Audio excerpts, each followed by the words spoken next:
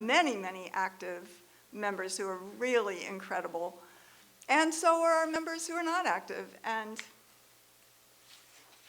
Virginia Wilson wants to join APSC. Uhuru, Virginia! She's listening from Louisville, thanks to organizing. Yes, she's in our region, but no, she's in Louisville.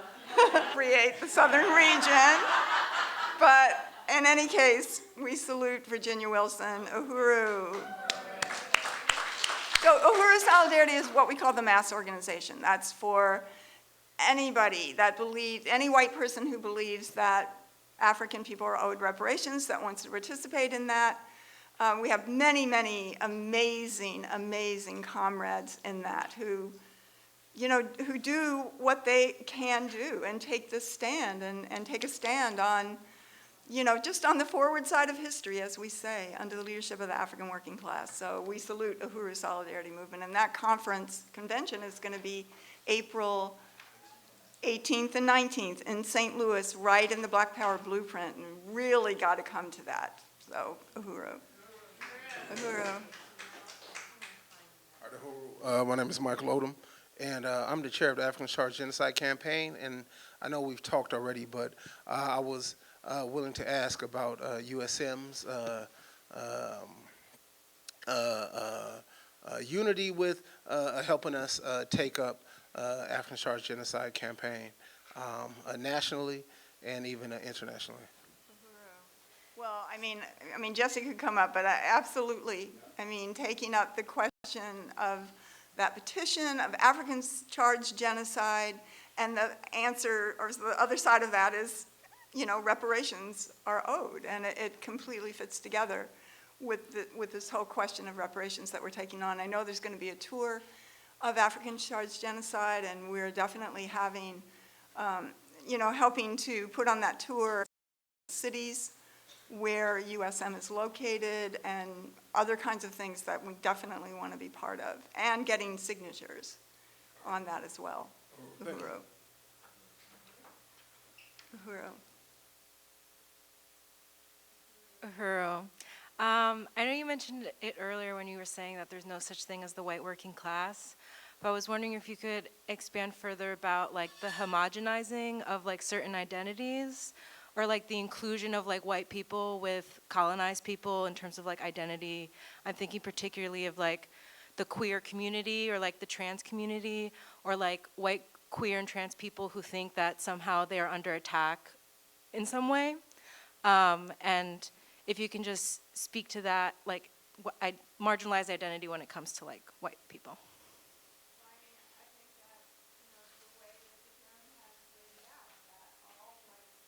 On the pedestal of the oppression of African people. So there is no you know, mixing of that. It's not like if you're a poor enough white person, you're colonized.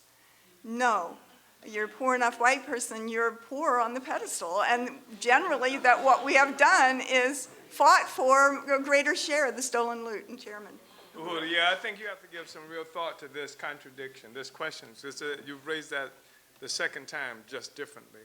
And this intersectionality or stuff like that, the fact is that the two profound contradictions that exist in the world today is the contradiction between oppressed and oppressor nations.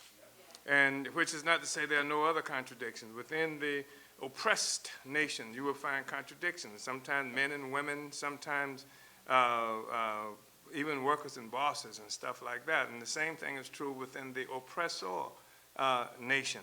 But the fundamental contradiction is that relationship between the oppressed and the oppressor nations. And all of the others, contradictions that I just talked about, require that relationship for their existence. You want to get rid of the problem with the people who you just mentioned, then they need to jump under the leadership of the party, the African Revolution. We'll kick their ass, destroy the social system, that is responsible for their oppression and all oppression. What they're asking for is for, that question suggests that somehow we stop overturning the system to deal with a specific issue that they might be concerned with. It's not going to happen like that. Uhuru.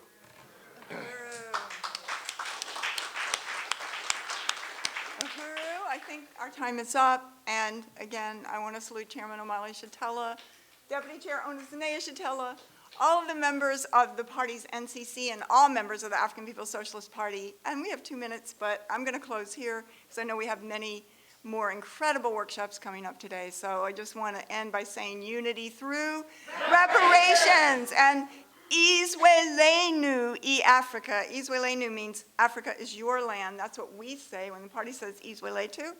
So I'm going to say Izwelenu, E-Africa, E-Africa, Izwelenu. Uhuru.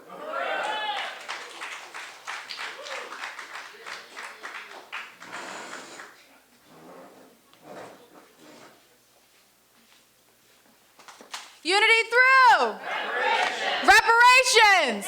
Reparations. Solidarity. Solidarity. Uhuru. All right, one more round of applause for that amazing presentation from the African People's Solidarity Committee. Uhuru. Another example of the party solving the problems of the revolution. Uhuru. All right, so now we're going to be dealing with more of the party-led mass organizations. And the first one, we have a little bit of a program change, so bear with us. So we're going to actually get into first the report from the All African Peoples Development and Empowerment Project, headed up by Comrade Director Dr. Aisha Fields. Uhuru.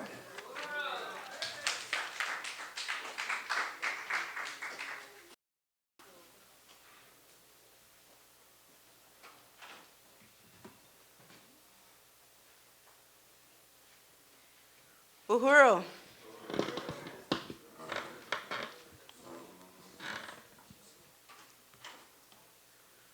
Uhuru comrades. First of all, I really want to just express my deepest appreciation to Chairman Omali Shatella, Deputy Chair Onizanea Shatella, and the members of the National Central Committee of the party. I want to really express appreciation to Chairwoman Penny Hess and the members of the African People's Solidarity Committee who presented with her for a tremendous presentation. I really want to salute, that. And I want to unite with what Comrade Ikemba was talking about, because it was the one thing that kind of struck me when I first met the party. Everything made sense but the white people question. So I said, well, wait a minute, if everything else makes sense, maybe it's something that I need to understand. And it was something that I needed to understand. And I think that the party has just, and the chairman has done so much work over the last 50 years to solve every problem confronting the African Revolution. And I have the honor of being a member of the National Central Committee, leading up one of the strategies that the party built to be able to solve another problem of the African Revolution. And that is the problem of the fact that the African revolutions of the past have typically not had the ability to have access to certain resources, certain skills that the African nation has.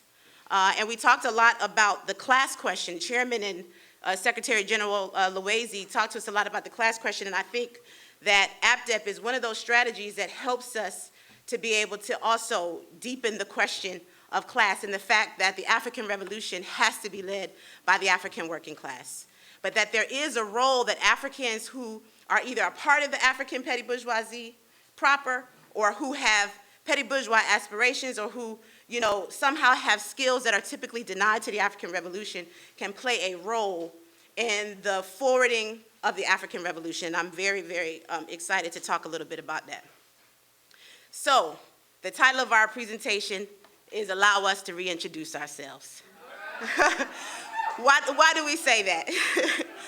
The party has, over the last 5 years or so, experienced a tremendous amount of growth. And in that period, a lot of new comrades have come into the African People's Socialist Party, into the African People's Solidarity Committee, into Uhuru Solidarity Movement, into MPDUM, into ANWO. And in that 5 years, APDEP has not been, has not expressed itself in the way that the party had mandated for us to function when we were first established in 2007. We were in a period over these last 5 years of preparing for our ability and building our capacity to establish our economic institution, Zenzele Consignment. So a lot of people may not really understand what APDEP is. We hear about it. It's one of the party's things that we somehow have going on. We know about Zenzele Consignment maybe. We recognize that as an institution of the party, but we may not really recognize or understand who APDEP is and what our function is. And the chairman in the political report remind us that the period is now for us to reintroduce ourselves, not only to the party, but to the world.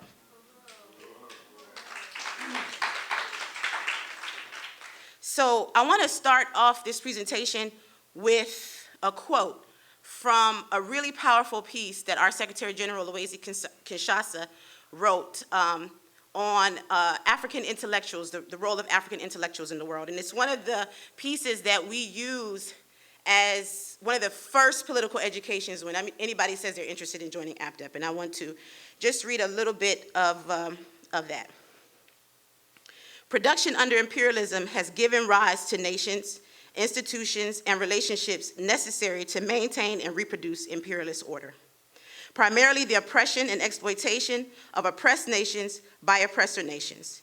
Secondarily, the reproduction of the African petty bourgeoisie in Africa as the enforcer of the imperialist order that keeps us, the oppressed people, chained to the oppressors from Europe and North America.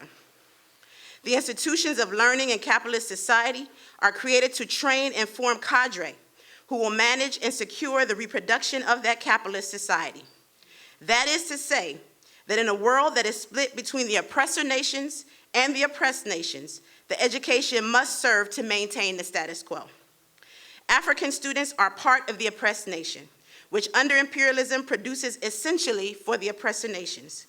Since students are not a social class by themselves, engaged in material production, many consider their studies in university and in other institutions of higher learning to be a pathway to the petty bourgeois class and lifestyle associated with it. In fact, it is in these institutions that their role as conscious agents of imperialist interests and values will be enhanced and consolidated. They learn to see their education, grants, and later on their jobs and careers as an entitlement, with no regard to the causes and plight of the African workers and peasants whose labor and resistance to imperialism made it possible for them to acquire education and professional status in society. It is our view that African students must first serve the people. Their education must be used to develop the organizational and fighting abilities of the people against neocolonialism. They cannot be apolitical because the universities they are in are not apolitical. There is no such thing as an apolitical institution under slavery. You are either for or against it. I think that's a powerful quote. And I think we can extend that to not only talk about African students, but African professionals, who have already gone through the colonial education system. African nurses and doctors and engineers and physicists, And in the political report to this plenary, the chairman said that a part of APDEP's task is to influence, indeed induce class suicide when possible, or at minimum, harness their technical expertise to the anti-colonial interests of the African nation as defined by its advanced attachment, the African People's Socialist Party, the vanguard of the African working class. So we have to put that in front of us. That's APDEP's work. And I want to just maybe give a little bit of the history of APDEP so that people can see the kind of things that we've done, understand the kind of transition that we've been experiencing over the last 5 years, and what the way forward is to really reestablishing this institution in proper. Can we go to the next slide, please? Can you go to the next one, please? Keep on, please. Okay. So APDEP was established in 2007 by the African People's Socialist Party. We had a conference right here in November of 2007. And it had been maybe 2 years since I had joined the party. And the party recognized that though we had done some really tremendous work in the past, like with our Bobby Hutton Freedom Clinic in Oakland and our African People's Child Care Collective and other kind of really important dual power programs that mobilize the skills of African and other people to, develop programs that would help to build the party and to help to build the party's influence and that kind of thing, that we had not had an organization that had the responsibility of constantly winning Africans with those skills to contribute those skills to building concrete programs in the African community that could do, not only help to improve the conditions and quality of life for our people here in the United States and Africa and other places, but that could be a part of the overall strategic thrust of the party to make revolution, so that the skills that exist in the African nation could be taken from our oppressors and be placed in a process that could not only allow those skills to be used, but to win them to the recognition that if we ever really want to solve the problems that confront our people, that we have to make a revolution.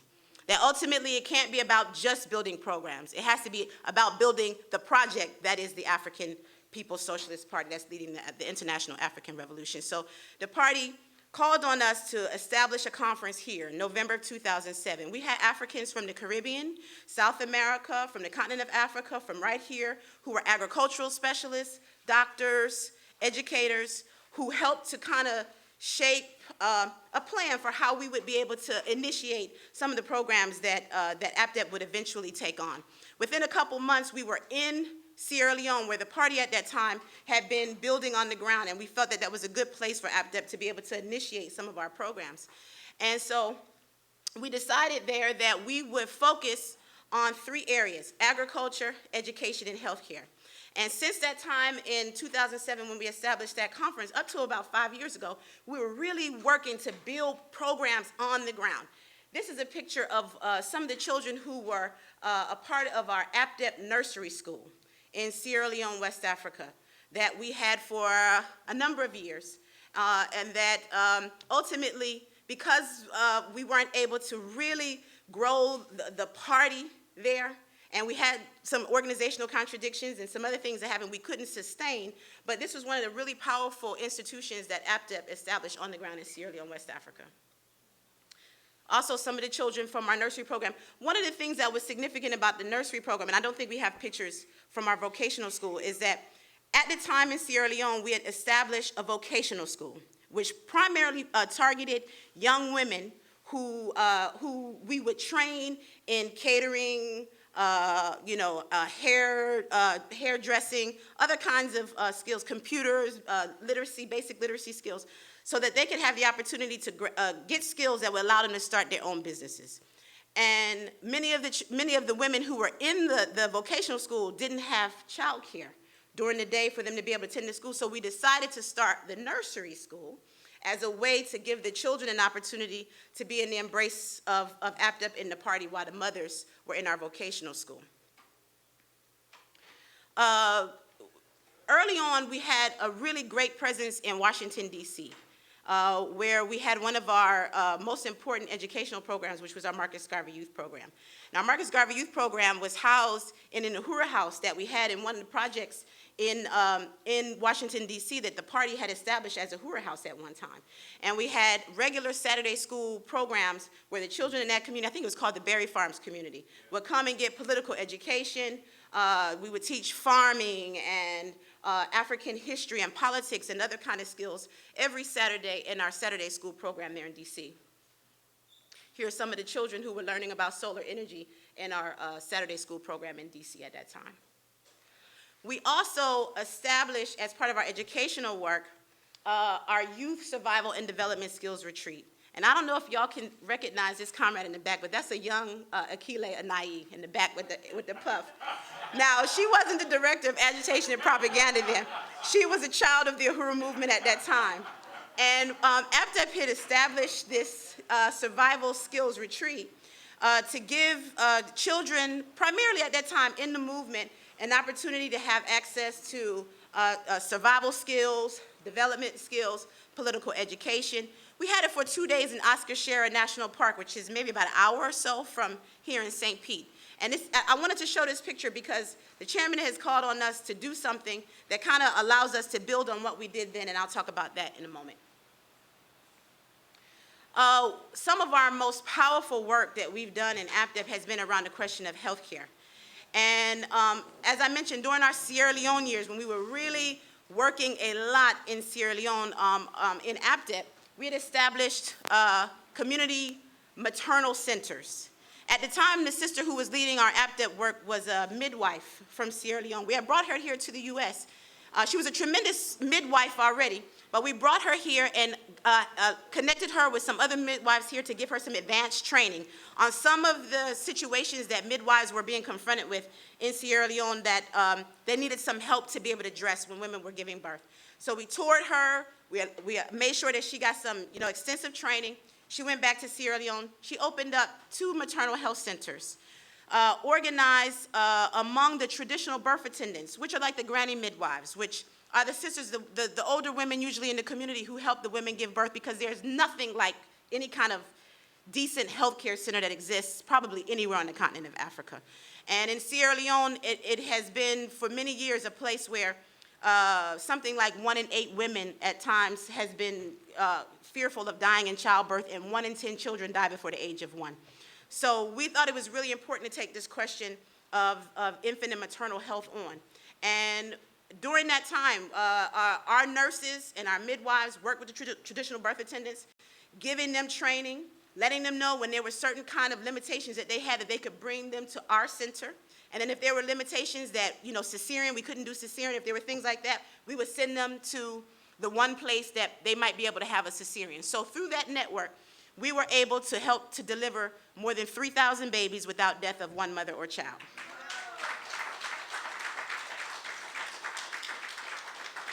We also did a lot of other work in Sierra Leone that, around community health workers training on training regular people how to prevent, identify, and treat waterborne diseases, which is a major killer throughout Africa. How to address the question of other imperialist-imposed diseases like Ebola. And I know most of us will remember that in 2014, Ebola rocked West Africa, killing thousands of people throughout Sierra Leone, Guinea, Liberia. And we were directly impacted by the Ebola crisis as APDEP. In fact, one of our members actually died from Ebola during that time. We didn't have the capacity to do any kind of direct care for anybody that was dealing with Ebola at that time. But what we did determine to do was to build something that's called Project Black Ankh. And at that time, it was Project Black Ankh's, our Ebola initiative in Sierra Leone. And if you go to the next slide, what we determined that we could do was to help to reintegrate African people who were Ebola survivors and their families back into the community. If you can imagine people dropping dead like flies, literally, just because maybe they got into a car that somebody else had been in that had Ebola. So there was a tremendous amount of fear that people were experiencing during that time. And so many of the survivors and their family members were having a hard time coming back home. And so one of the things that we worked to address through our Project Black Ankh was to, first of all, train the community on how to prevent and identify Ebola, to hold up Ebola survivors as people who we should certainly embrace and see as fighters in our community, people who have withstood the worst that imperialism had to give them. We organized community comedians to organize plays that they would take throughout the community with, comic kind of messages, but things that would remind people, embrace our brothers and sisters who have, come back home after Ebola, embrace their family members. And one of the other things that we did, if you go to the next slide, was we initiated a process where we connected with 40 Ebola victims, Ebola survivors and their families, and we provided them with food, water, sanitation supplies, medicines, and other, things that they needed. Here's a picture of some of the community health workers training. We organized training for about 50 members of the community, again, on the prevention, identification of Ebola virus disease. This is one of the sisters who was a member of APDEP at that time, and the sister on the left was a sister who had survived Ebola. We've done some work also around clean water. Africa has absolutely no infrastructure really to speak of. So that means people have literally no access to clean water, unless it's bottled water that you buy, in the market. There's no electrical grid. There's no medical centers. The basic things that you would think, with Africa being the richest continent on earth, everybody would have access to. Our people don't have access to at all. And clean water is just a basic, fundamental human right that is absolutely denied to African people on the continent of Africa. So one of our initial programs was a clean water program in a community called Banalo in Sierra Leone, where we built three community rainwater harvesting systems, where previously in that community, people had been either getting water from the swamps or from a really unsanitary well. So we brought Africans who were members of APDEP there to train the community on how to build rainwater harvesting systems so that they could have clean water throughout the year. Picture of one of our maternity health centers on the inside. Some of the babies that were born in our APDEP maternity center in Sierra Leone. We also have done a lot of work around agriculture. This is one of the farms. In Sierra Leone, we had several multi-acre vegetable farms and also a cassava farm. So here's a picture of one of our vegetable farms there. So not only did we do a lot of work in that last period in Africa, but we also built APDEP programs here in the U.S. And one of our, I guess, most beloved programs is in Houston, Texas, where our veteran and beloved comrade, Omawale K. lived, worked, and organized. Long live. And Comrade K. was a member of APDEP, and he did tremendous work in building our APDEP 5th Ward Community Garden, which a couple years ago was renamed in honor of his mother, and is now known as the 5th Ward Gwendola Archie Community Garden. And through that garden, which has been in existence for the last 11 years with continuous planting, we've hosted trainings for young people to learn how to grow food. We've also hosted, with the exception of this last year, and it's something that we're going to have to rectify, a Juneteenth festival that Comrade K. Fing and the other comrades in Houston organized right there in that garden, which had tremendous local talent, singers, and it was an economic development process for the community where vendors could come out and sell their goods, and the chairman and other leaders in our movement would come out and put out the Uhuru movement in our political line. So we really miss Comrade Omawale K. Fing and his leadership in Houston, but he did help us to establish one of our primary programs there in Houston. And this is a picture from there. We want to show, if we can, is it going to play? I'm not sure if it will, but just a quick video. It's about 15 seconds, if it will play.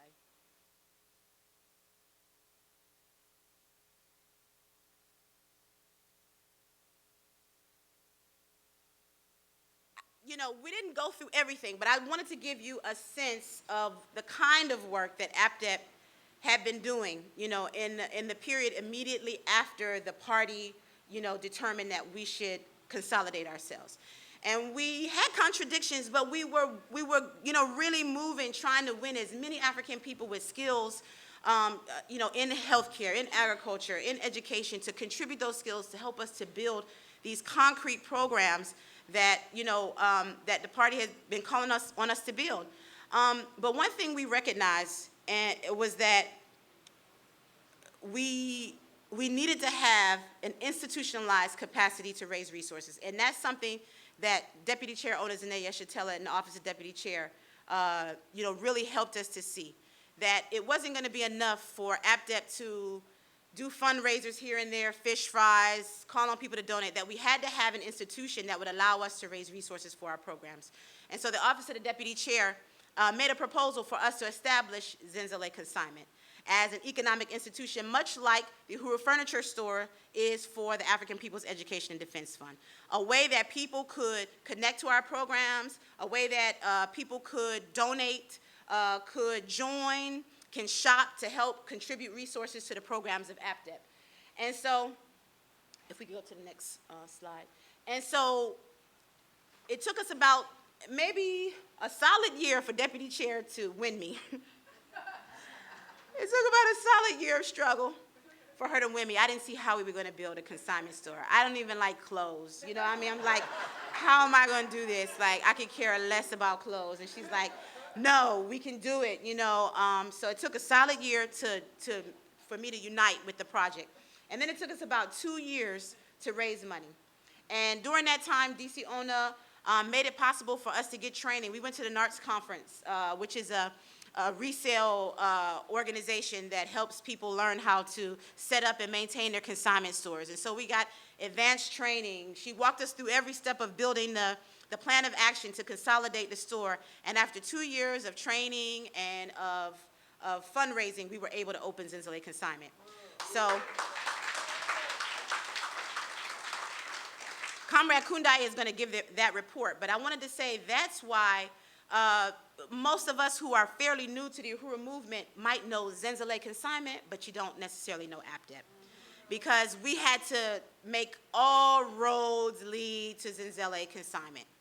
It was the most important campaign of APDEP. And in the process, there were lots of struggles, political struggles within the APDEP leadership, and those who could stay on board and work with the vision stayed, and those who couldn't. But we had to dig in. And for the last 3 years, we just celebrated 3 years in August.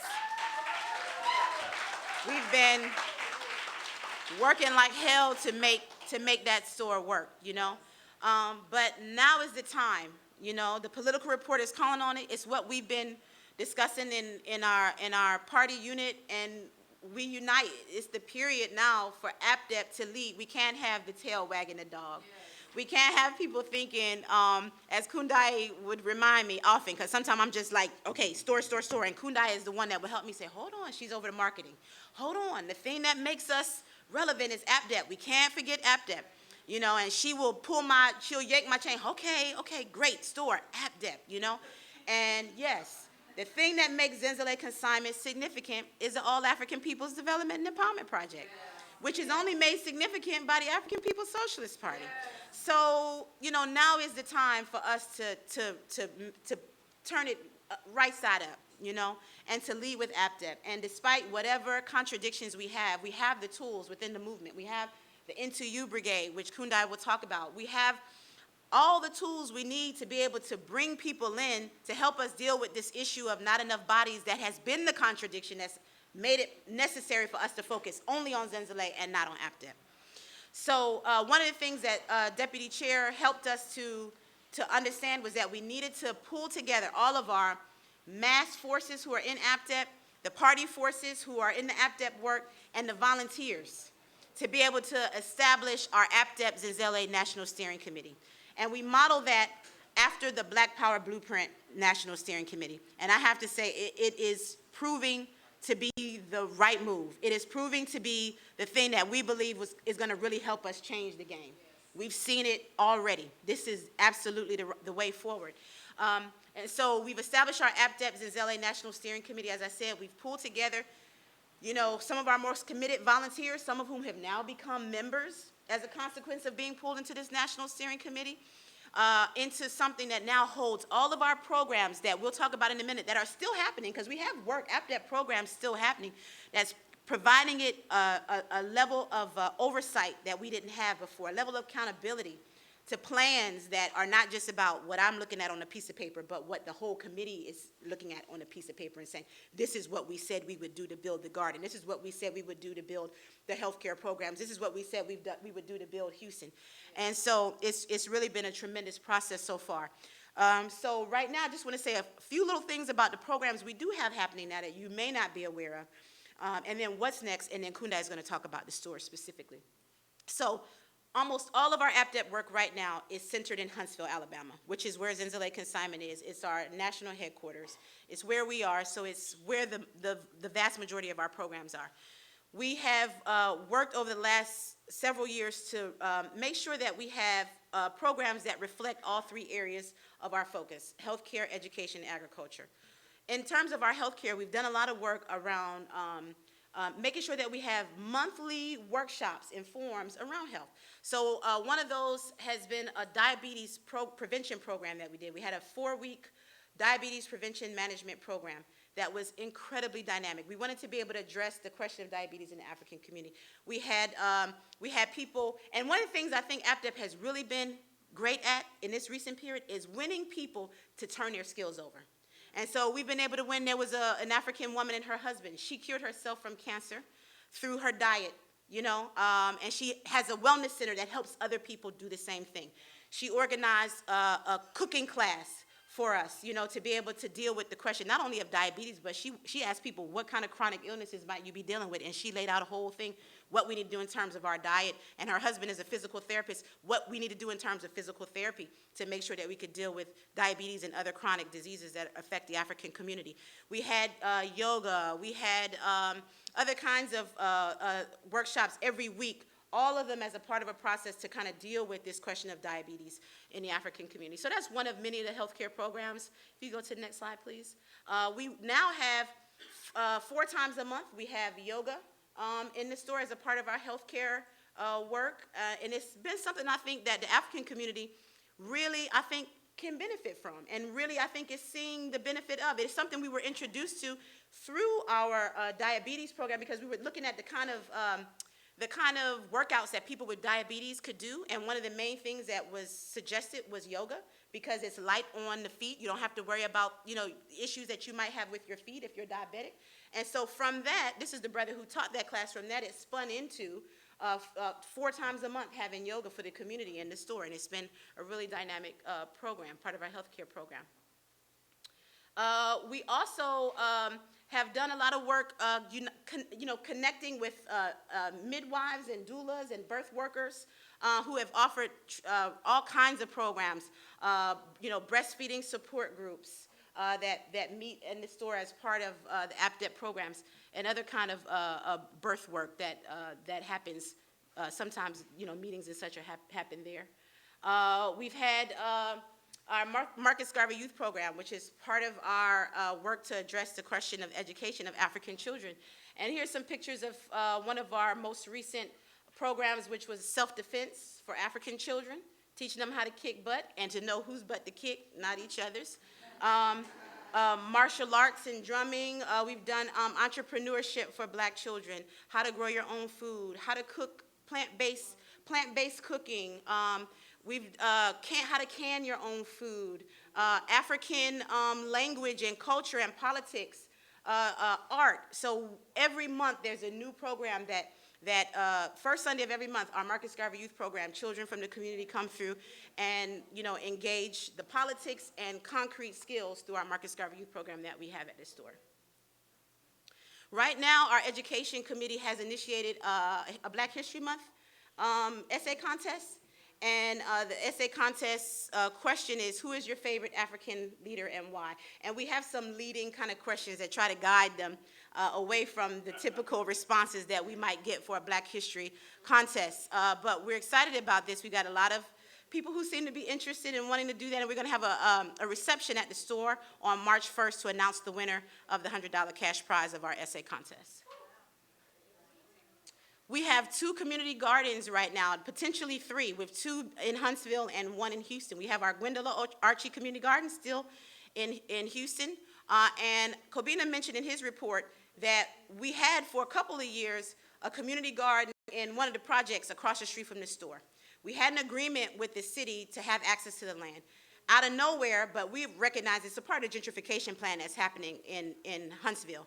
They're trying to get rid of all the projects in Huntsville to make way for white development and bringing in 5,000 FBI jobs and other kind of defense contractor jobs. So they totally demolished our garden without saying anything to us. Early one morning, somebody in the community called Kobina, who leads the garden, and said, hey, they're taking up the garden. That's how we found out. So we had to engage in a certain level of struggle with the city, and their response was to give us not only another piece of land in the same community, but another garden in another community that we want to target for growth of the Uhuru movement there. So we have 2 gardens. One of them is going to start March 15th in Huntsville. That's going to be our spring planting. And then we have our community garden still in Houston. So just something quick. Right now in Huntsville, there's not a meeting we have, even our paint and sips. We have paint and sips that Kunda will probably talk about in the store.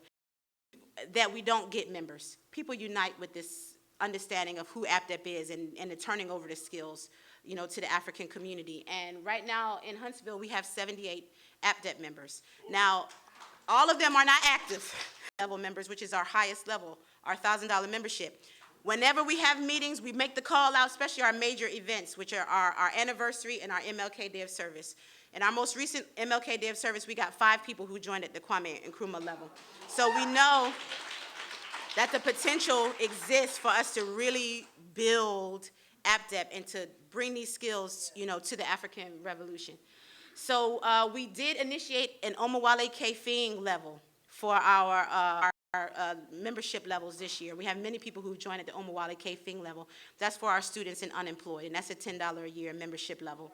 And it's really helped students and unemployed people be able to come into APDEP without, you know, without really having to think twice. If they want to join, they put the $10 down and they become members of our organization. We're going to have a 2020 membership drive, and our goal is by our anniversary in August to have at least 100 members of APDEP in the local Huntsville APDEP branch. So what's next? We got a couple things really that we're working on in earnest right now. So we've got our, as I said, our National Steering Committee, which unites all of the APDEP and Zenzele work into one with all of our very consistent volunteers, members, and party members. And so one of the things that we're working on right now is, and the party should have more information about this within the next couple weeks, is our 2020 African Internationalist Youth Camp. And this is something that the chairman has been continuously putting in my ear and was also in a political report. And we're going to have that July 18th and 19th in Huntsville, Alabama. So we're going to really want the party everywhere to start, you know, mobilizing children in your area, in your community, to meet us in Huntsville for this African Internationalist Youth Camp, which is going to provide not only political education to the children who participate, but will teach survival skills, development skills, and will give them an opportunity to bond and really see their place in the Uhuru movement.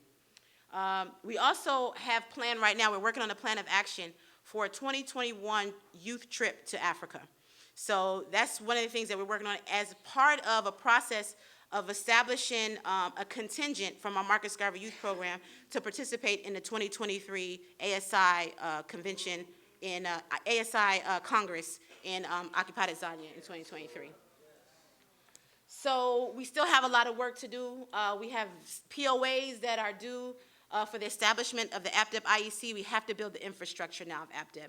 You know, we have to reestablish who the leadership is, what our goals are for building outside of Huntsville and building outside of our National Steering Committee. We have to have political leadership that can be responsible for growing APDEP everywhere. We have to reestablish a plan of action for how we're going to actually build Project Black Ankh. At one time, we were in motion to really build that as the African Nations Red Cross. And as I said, we had political struggles within our APDEP leadership and contradictions that, you know, had the leadership of that process no longer be a part of our party and work. So we have to really look at what is it going to take to really establish Project Black Ankh and establishment of that POA. Also, the Marcus Garvey Youth Program 2021 trip to Africa is due March 1st. In terms of our agricultural work, we have to use our nonprofit status to secure grants for the Houston and Huntsville Community Garden. Deputy Chair is always saying that we're not leveraging our nonprofit status, and I unite. And I think now it's time for us to begin to make some headway around the grant question. We have to rebuild our Huntsville Community Garden with spring planting March 15th, 2020. In terms of our Marcus Garvey Youth Program, we have to build our Alabama Youth Camp, July 18th and 19th in Huntsville, Alabama. Consolidate our plans for the Africa Trip 2021, and also for the youth contingent for the 2023 ASI Congress. We have to consolidate our APDEP subcommittees more fully. We have subcommittees that focus on each of our programs, and they've been doing great work, but there's more we need to do to build those subcommittees and to consolidate that national structure. We need to work with the Southern Regional Rep and the Houston Party Forces to build in Houston. Right now, our Houston Garden is not secured, to be quite honest. There's a lot of work we have to do to be able to build in Houston. We purchased that land under the leadership of Omawale Kefing. We had a whole campaign that helped us raise $10,000 to buy the land that our garden is on. And we have to secure that. So we're going to have to work with the regional strategy and the regional rep to make sure that Houston is secured. And we have to secure the Fifth Ward Juneteenth Festival. We have to bring that back. We can't let that institution die. So we have to work with the regional rep to make sure that the Juneteenth Festival in Houston, you know, is built for this year. So I'm going to step aside, and I'm going to let Comrade Kundai talk about Zenzele consignment. Oh, very quickly. I didn't realize I had used up so much time. 5 minutes. I am so sorry. Okay, Uhuru. Uhuru. Oh, I touched it. Okay, I want to really appreciate. Okay, I really want to appreciate. I won't be long. I think it's important that Aisha, that APDEP take up more time than Zenzele, anyways. Given that Zenzele is just a project of APDEP. But I really want to appreciate the party and the NCC and Chairman and DC Ona and my leadership, Aisha, Dr. Aisha Fields. And so we're going to start with a short clip that you guys may have seen on the Facebook or Instagram of Zenzele Consignment if you're following us. And it's a commercial that we have, so I just want to start off really quickly with this short 2-minute video. Zenzele Consignment is a nonprofit clothing consignment store and fundraiser for the programs of the All African Peoples Development and Empowerment Project. Located at 2205 Suite F University Drive in Huntsville, Alabama, Zenzele offers African-inspired, and revolutionary apparel, jewelry, shoes, accessories, books, home goods, and a variety of natural body care products, including raw black soap and shea butter, all at prices that won't break your budget. When you shop Zenzele Consignment, you help to support the programs of APDEP, which since 2007 has built African community-led agricultural, healthcare, clean water, and educational programs in Africa and Black communities right here in the U.S. During the 2014 Ebola crisis in West Africa, APDEP led an important project, Black Onc, which trained 50 community health workers on the identification and prevention of Ebola virus disease, provided food, water, and sanitation supplies to more than 40 Ebola survivors and their families, and worked to educate the local communities on the need to embrace Ebola survivors, many of whom face difficulty reintegrating into their communities. APDEP has built community gardens and farms right here in Huntsville, Alabama, as well as in Washington, D.C., Fifth Ward, Texas, and Sierra Leone, West Africa. Our Huntsville-based Marcus Garvey Youth Program teaches Black children the skills that are typically not accessible to them in the public school system, including how to grow and can their own food, the importance of plant-based nutrition and cooking, financial literacy, and African history, politics, and language. As a cultural and political hub, Zenzele Consignment hosts fun and informative community events, including paint parties, style workshops, yoga, African dance, and a variety of workshops on health, agriculture, and community organizing. When you shop Zenzele Consignment, you're putting your money where your heart is. Shop Zenzele Consignment today.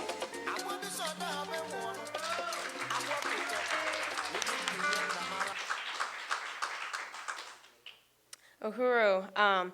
And so I really want to again, appreciate the leadership of the party and my direct leadership, Aisha, but I want to appreciate this brother right here, Rashid Lanier. He's a member of my marketing committee, and he has his own business, RL Productions, and he's just an outstanding mass force that's in APDEP and Zenzele, and so he's really helped to develop a lot of the new content that you see on our social media page. He's our photographer, and he's also working with me to develop the Zenzele website, which by next Saturday, so it's Monday. By this Saturday, the online shopping will be up on the Facebook and Instagram. So if you guys like things that you see, you'll be able to buy on there by Saturday, and then right now on the marketing PO, I have by March that the website zinsleyconsignment.com will be up and running, fully functioning. And so so Rashid has been a huge part of that, and he has so much unity with what we're doing. And if we had to pay, we don't have resources for the type of work that he does. And I mean, just relentless. He's phenomenal. I just really wanted to appreciate him. He's the only really consistent member of any of my subcommittees. So I just really want to appreciate Rashid. And I have 3,000 plus up there because we want to, by the end of this year, we want to have 3,000 followers on our Zenzele Facebook and Instagram page. And I know y'all going to help us to get there because you're going to be sharing everything. In a few minutes, you're going to pull out your phones and follow us if you're not. Go ahead. Okay, so this is, Aisha gonna kill me for some of these pictures in here, so y'all might want to check on me, make sure when we get back. But it was a struggle to get her in this photo shoot. But I just wanted to show some of the development of the marketing for Zenzele, and just really, again, I really appreciate my leadership, Dr. Fields. Go ahead, go to the next one.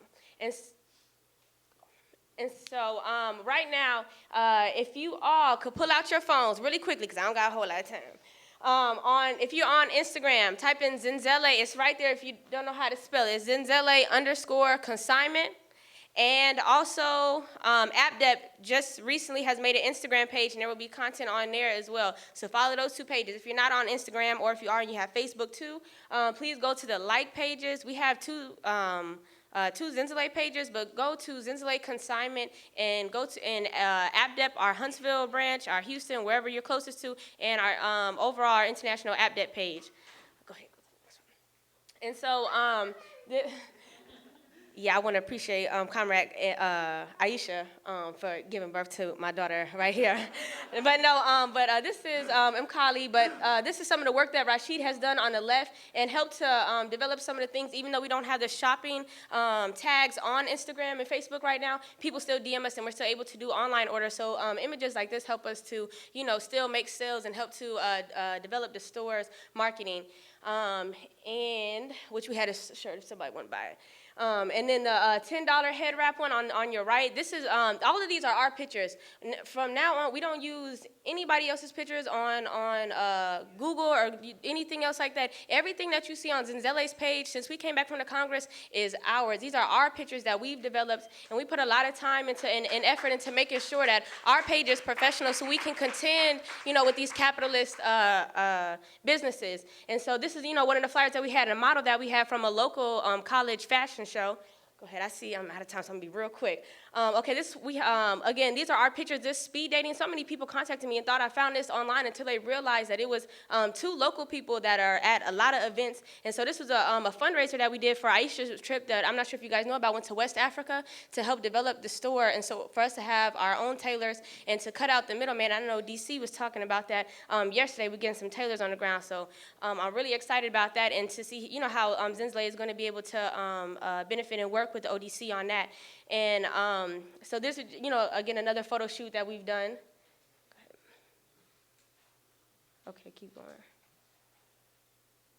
Okay, one way that we want to get into there, I probably just didn't refresh, I put it in late, but the paint and sips, before I get to this, some of the store events that we do, we have fundraisers at the store, because like Aisha said, the store was developed to fund the programs of AppDep, but it's still a struggle, and so we still do fundraisers monthly, weekly. We still do call for resources because Zenzele has to be able to take care of Zenzele, pay for Zenzele, and right now we're not there yet, so we still do fundraisers. The speed dating event and the paint and sips are fundraisers that we do that help to bring in a lot of resources. Bert Corbin is a local artist that instructs our paint and sips. And I know you guys always, see the paint and sips online, and they're really fun events and they're good, and we always do some type of African artwork, and as Aisha said, it's something you could be proud of, and it's not like what you see at all these other paintings where it's an apple or orange or, some, contorted hand or something, but it's something that, African people and anybody that comes can really be proud of,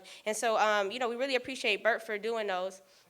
And then also, one way that we're working on expanding the marketing is getting into the church. And so a lot of churches come to us right now, obviously going into Black History Month for, their African attire. Everybody proud African in February. So we try to, really capitalize or socialize on that. And so, and it reminds me of the political education that Kobina has suggested in our unit to do race first, and how Garvey,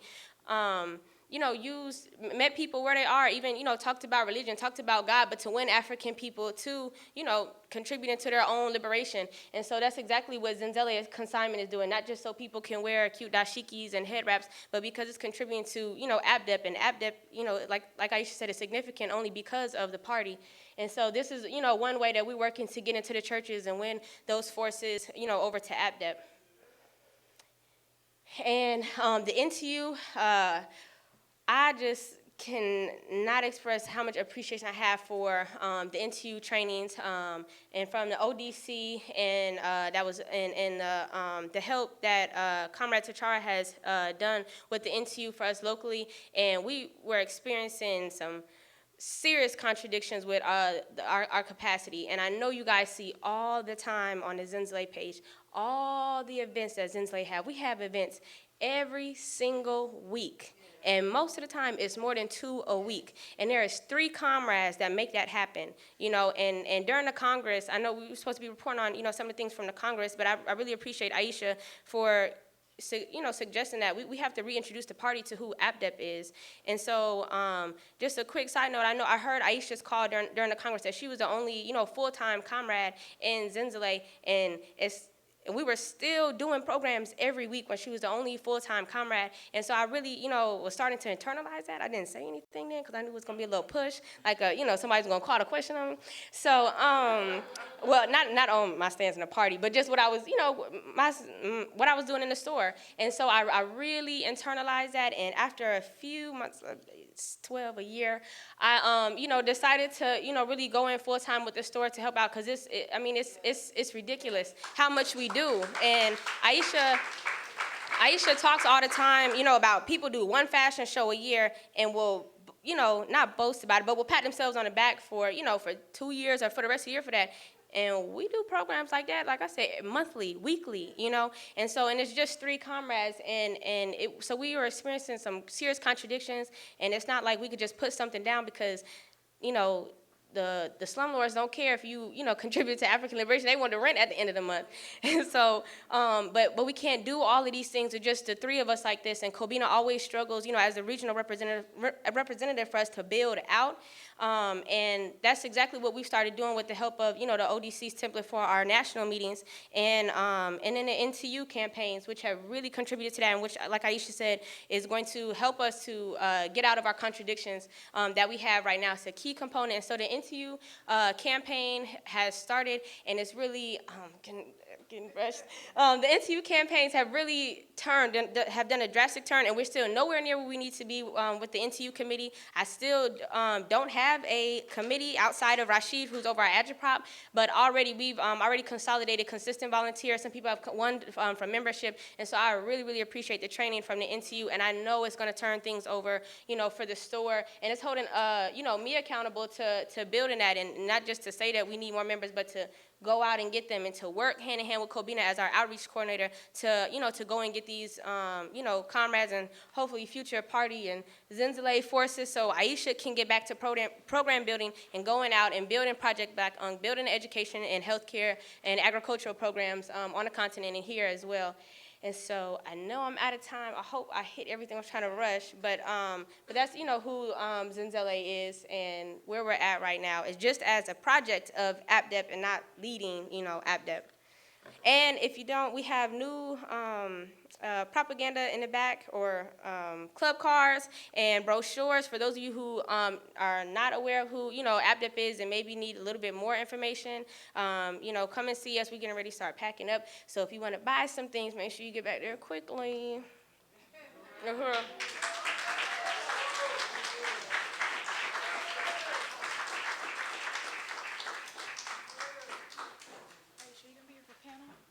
Discussion? 3:30? Okay. Well, let's just give another round of applause for that amazing report from Comrade Director Aisha Fields, Comrade Kundai Bajikikai, and just all the amazing work of the party through this mass organization, the All African People's Development and Empowerment Project. And now I would like to bring up or introduce this next report titled 2020 Perfect Vision, the report by the International People's Democratic Uhuru Movement President, Comrade Columbai Andanet. Uhuru.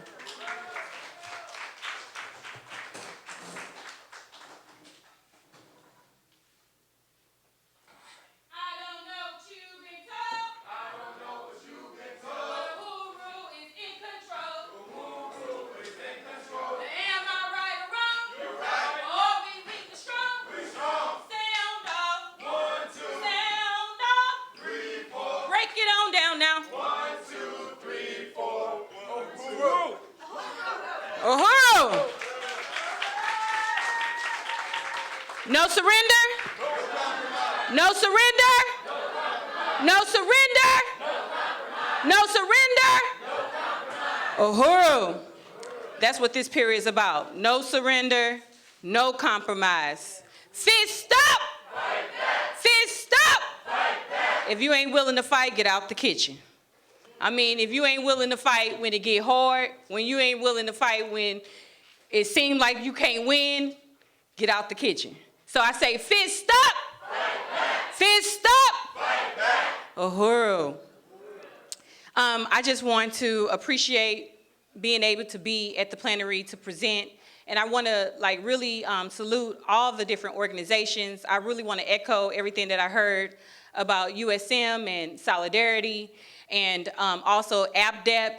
And I really want to appreciate my direct leadership, Chairman Amala Yeshatela, for entrusting this amazing organization. You know, EPDM was built already when I came and had manuals and had infrastructure and had, people knew EPDM. It was a household word in a lot of ways, in a lot of places. And so I walked into something that was already laid out. The groundwork was laid out. And, every time I think about that, that I have been entrusted for 5 years with this organization, I just really want to appreciate Chairman for entrusting me. Some girl from Walnut Park in St. Louis that probably nobody knew until Ferguson, with this organization. And I really want to salute and appreciate Deputy Chair Onizane Yeshatela for just stamping her stamp on everything. Everybody know and heard of the story about Deputy Chair coming into St. Louis, but it changed EPDM in so many ways with her presence in St. Louis. So as we know about this beautiful project and seeing the Black Power blueprint, but her hand stamp was stamped on EPDM and on me as a leader of this organization and how I do things, and still struggling to try to fill those big shoes of Deputy Chair. So I just really want to appreciate her as well. And I really want to, appreciate everybody on the Central Committee, because we go into meetings all day and we struggle, and we give these reports, and every single one of you and everything that the criticisms or the victories and all the suggestions, it happens because of that body right there. And so I just want to really appreciate everybody on the Central Committee. Uhuru. And I got a slide for my comrades, but I put it too far back. So I just really want to say that, I really appreciate Chairman, because he is the #1 organizer. He is the example of what it means to come into a city, to get contacts, to follow up with those contacts, to pour yourself into somebody and never become bigger than the movement. You know what I'm saying? Chairman is one of the most humble people that I know. And if he did think about giving up, we didn't know it, because he's always smiling. He's always making revolution look real good and make you want to be a revolutionary just by his revolutionary swag.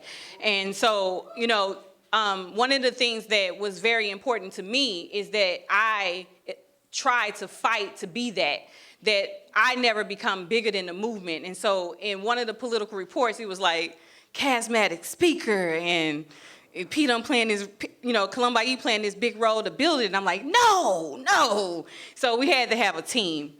And I really want to salute and appreciate this team, because everything that I'm about to report on and everything that EPDM is today is because of this this body right here that, you know, meet and, you know, fight to make EPDM be what it is. So it's not one individual that became significant to this movement, but it's about, you know, being organized and having a committee to make these things happen. So I really want to salute, you know, my ride or die IEC, Uhuru.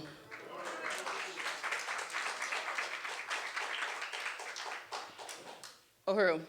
So, yeah, I kind of probably jumped in front of myself, but EPDM is a mass organization that was built by the African People's Socialist Party. So just like ABDEP, I think that one of the things that I want to accomplish in my portion of this report and everything is for everybody that is watching online and everyone that's here right now to be able to understand and be able to put out EPDM's line, to know what EPDM was built for and why it's so significant and why everybody should financially support EPDM and be able to go anywhere and put on a EPDM hat and go out to build it, because this is an organization, one of our greatest organizations in the hands of the party. And so I think that is, you know, this is, y'all know I come from the church, so I'm gonna say church words, okay? This is like a revolutionary revival. I know day one, Chairman killed it, and I just felt it. You know, we gotta get some tough skin and know how to struggle and be cadre Vanguard up. And so I want to be able to, when you leave here, I want you to be able to know what EPDM is, you know what I'm saying, and what our mandates are, and what we should be doing everywhere, because every party member, you know, in Chairman's political report, every single party member, no matter if you're primary work or if you directly tasked to build EPDM, everyone should be a member of EPDM. And hopefully throughout this report, you will see why that's a tactic and a strategy that we should not, you know, discard, that we should arm ourselves with EPDM. So EPDM was built in 1991. And like I said, EPDM have led amazing campaigns. And as we know, I'm not even gonna try to say words I can't, y'all know what I'm talking about. The state, you know, smashed the Black Panthers, and they killed Malcolm X, and they killed Martin Luther King. And they really meant for Africans to never have a vehicle to fight for revolution. They meant for us to never say Black power again. In a lot of ways, we've seen that happen, and we had generations after generation that had not been brought into political life, didn't know how to fight, and if we did, we were, you know, fighting against our own interests, because somebody could come up and, you know, be an Obama, and we thought that was a victory, because we had no mass line, we had no theory of our own, but the party was there. The chairman knew, he answered every question. He said, EPDM, he said, we had to have a mass organization. Even if people are not ready to join a party or say revolution, we could not allow that. We had to arm people in a way to be able to fight. And so we talked about the Oakland days. We heard comrades, veterans talk about, you know, the different things and the strategies that, you know, and a lot of things that was happening with the party was through EPDM. You know, in the Oakland days, it was our mass organization. You know what I'm saying? Because we had hit a period where people, I mean, it wasn't that we just said, oh, I don't want to fight for Black power, but we were murdered. You know what I'm saying? I think that you have to really internalize that. We were killed. You know what I'm saying? We were thrown in jail. Even our chairman was in jail so many times that he said, I don't even know, he didn't even know what day it was. So, you know, it was a vicious attack that happened to our community. And not only that, but drugs was pumped into our community as well. You know what I'm saying? And then we had, you know, Al Sharpner and people put forward as our leaders. And this was strategic for us to not be able to ever have Black power, but we had EPDM. And EPDM was the organization of fighting. You know, we have, you know, a way to speak to the masses. I like to think of myself, because I didn't even know who Marcus Garvey was when in Ferguson. I didn't know who Marcus Garvey was, and EPDM was the perfect vehicle to meet me right at my political door at that period as an evangelist. So you can go to the churches, you could go to the synagogues, you could go to even the ones that think they are Pan-African, and you know, the ones that think they know everything, and them the worst ones sometimes. The ones that kind of know a little bit, but they don't. And so EPDM meets you right at that political door, and us as the party have to be able to know how to put out the mass line. Uhuru, they loud in the back. But, you know, you have to be armed with being able to put out the mass line. And one of the things that struck me, and I thought about it, because sometimes we be party, but we have to know how to be mass and meet the masses right where they are. And one of the things that the party met me with is the question of the nation. Me understanding that I was African. That was a real political stance that I grappled, that I am an African, I'm not African American. I have an identity. I have a nation that I'm a part of. So I probably couldn't understand dialect materialism or any of that, but I understood that I was an African, and so things like that is so critical for EPDM to meet the masses with, our campaigns like Africans Charged Genocide. And so all the campaigns that we forge are always to build mass movements to bring Africans to an analysis or a theory. Because like Chairman said, that we can have a theory and not make a revolution, but we can't make a revolution without a theory.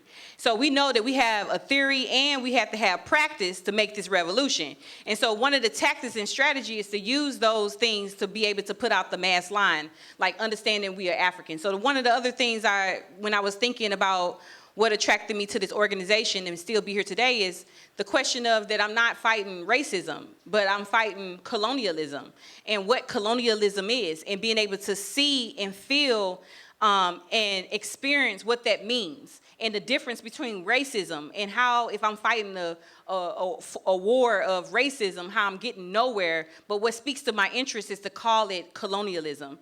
And so EPDM has all these tools.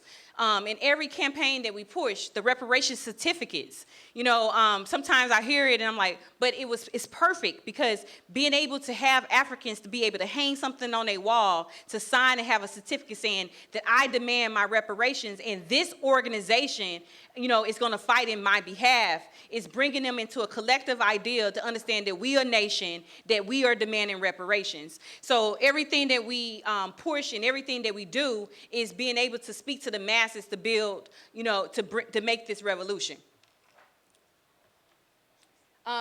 Okay, so I'm always talking ahead of my slides. Okay, so we just talked about that, bringing Africans back into political life.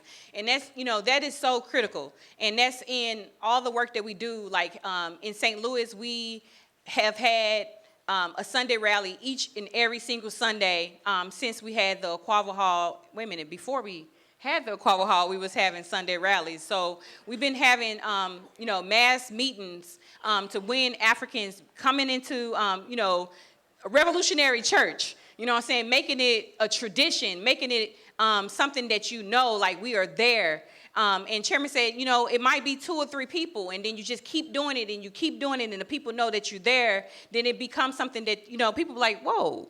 I got text messages while we was here, like, we sent out stuff, and we had a big Sunday rally, but some people, they might miss when they was like, yo, what's going on? Y'all not there. So that's very important. To win Africans into political life. And then EPDM, we're going to hear in the reports of just other tactics, because we're going back to the old school. Because what they did in Oakland was massive. You know what I'm saying? And just to think that they had way less than we have today. So what is our excuse? You know what I'm saying? They, in Oakland days, it was, the party had way less than we are privileged with today. So what is our excuse? And so we're going to talk about tables and how important it is to set up them tables and talk about going to door and just literally putting out one campaign and winning them to that and bringing them into, being a member of EPDM from doing door to door. But using all these tactics to win Africans back into political life is so critical that Africans not be bamboozled.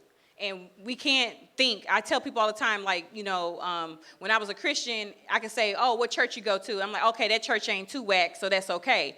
Well, it's not like that. I can boldly say that the International People Democratic Uhuru Movement, this mass organization that works under the leadership of the party, is the only organization. It's not an option. It's not like, oh, long as you're part of something. No, like EPDM is badass because of the African People's Socialist Party and our theory, and this is the Vanguard organization, so it's not an option. Our people have to be a part of the Uhuru movement, and EPDM is one of those vehicles that we want to bring them in. So why we must build offices? You know, in Chairman's political report to the 7th Congress, it mandated EPDM to build offices. And we excited because we, right here in the front, you see that we opened up an office. This is not exactly what the political report was talking about. And so, but we excited about this office because this is our international office store, front.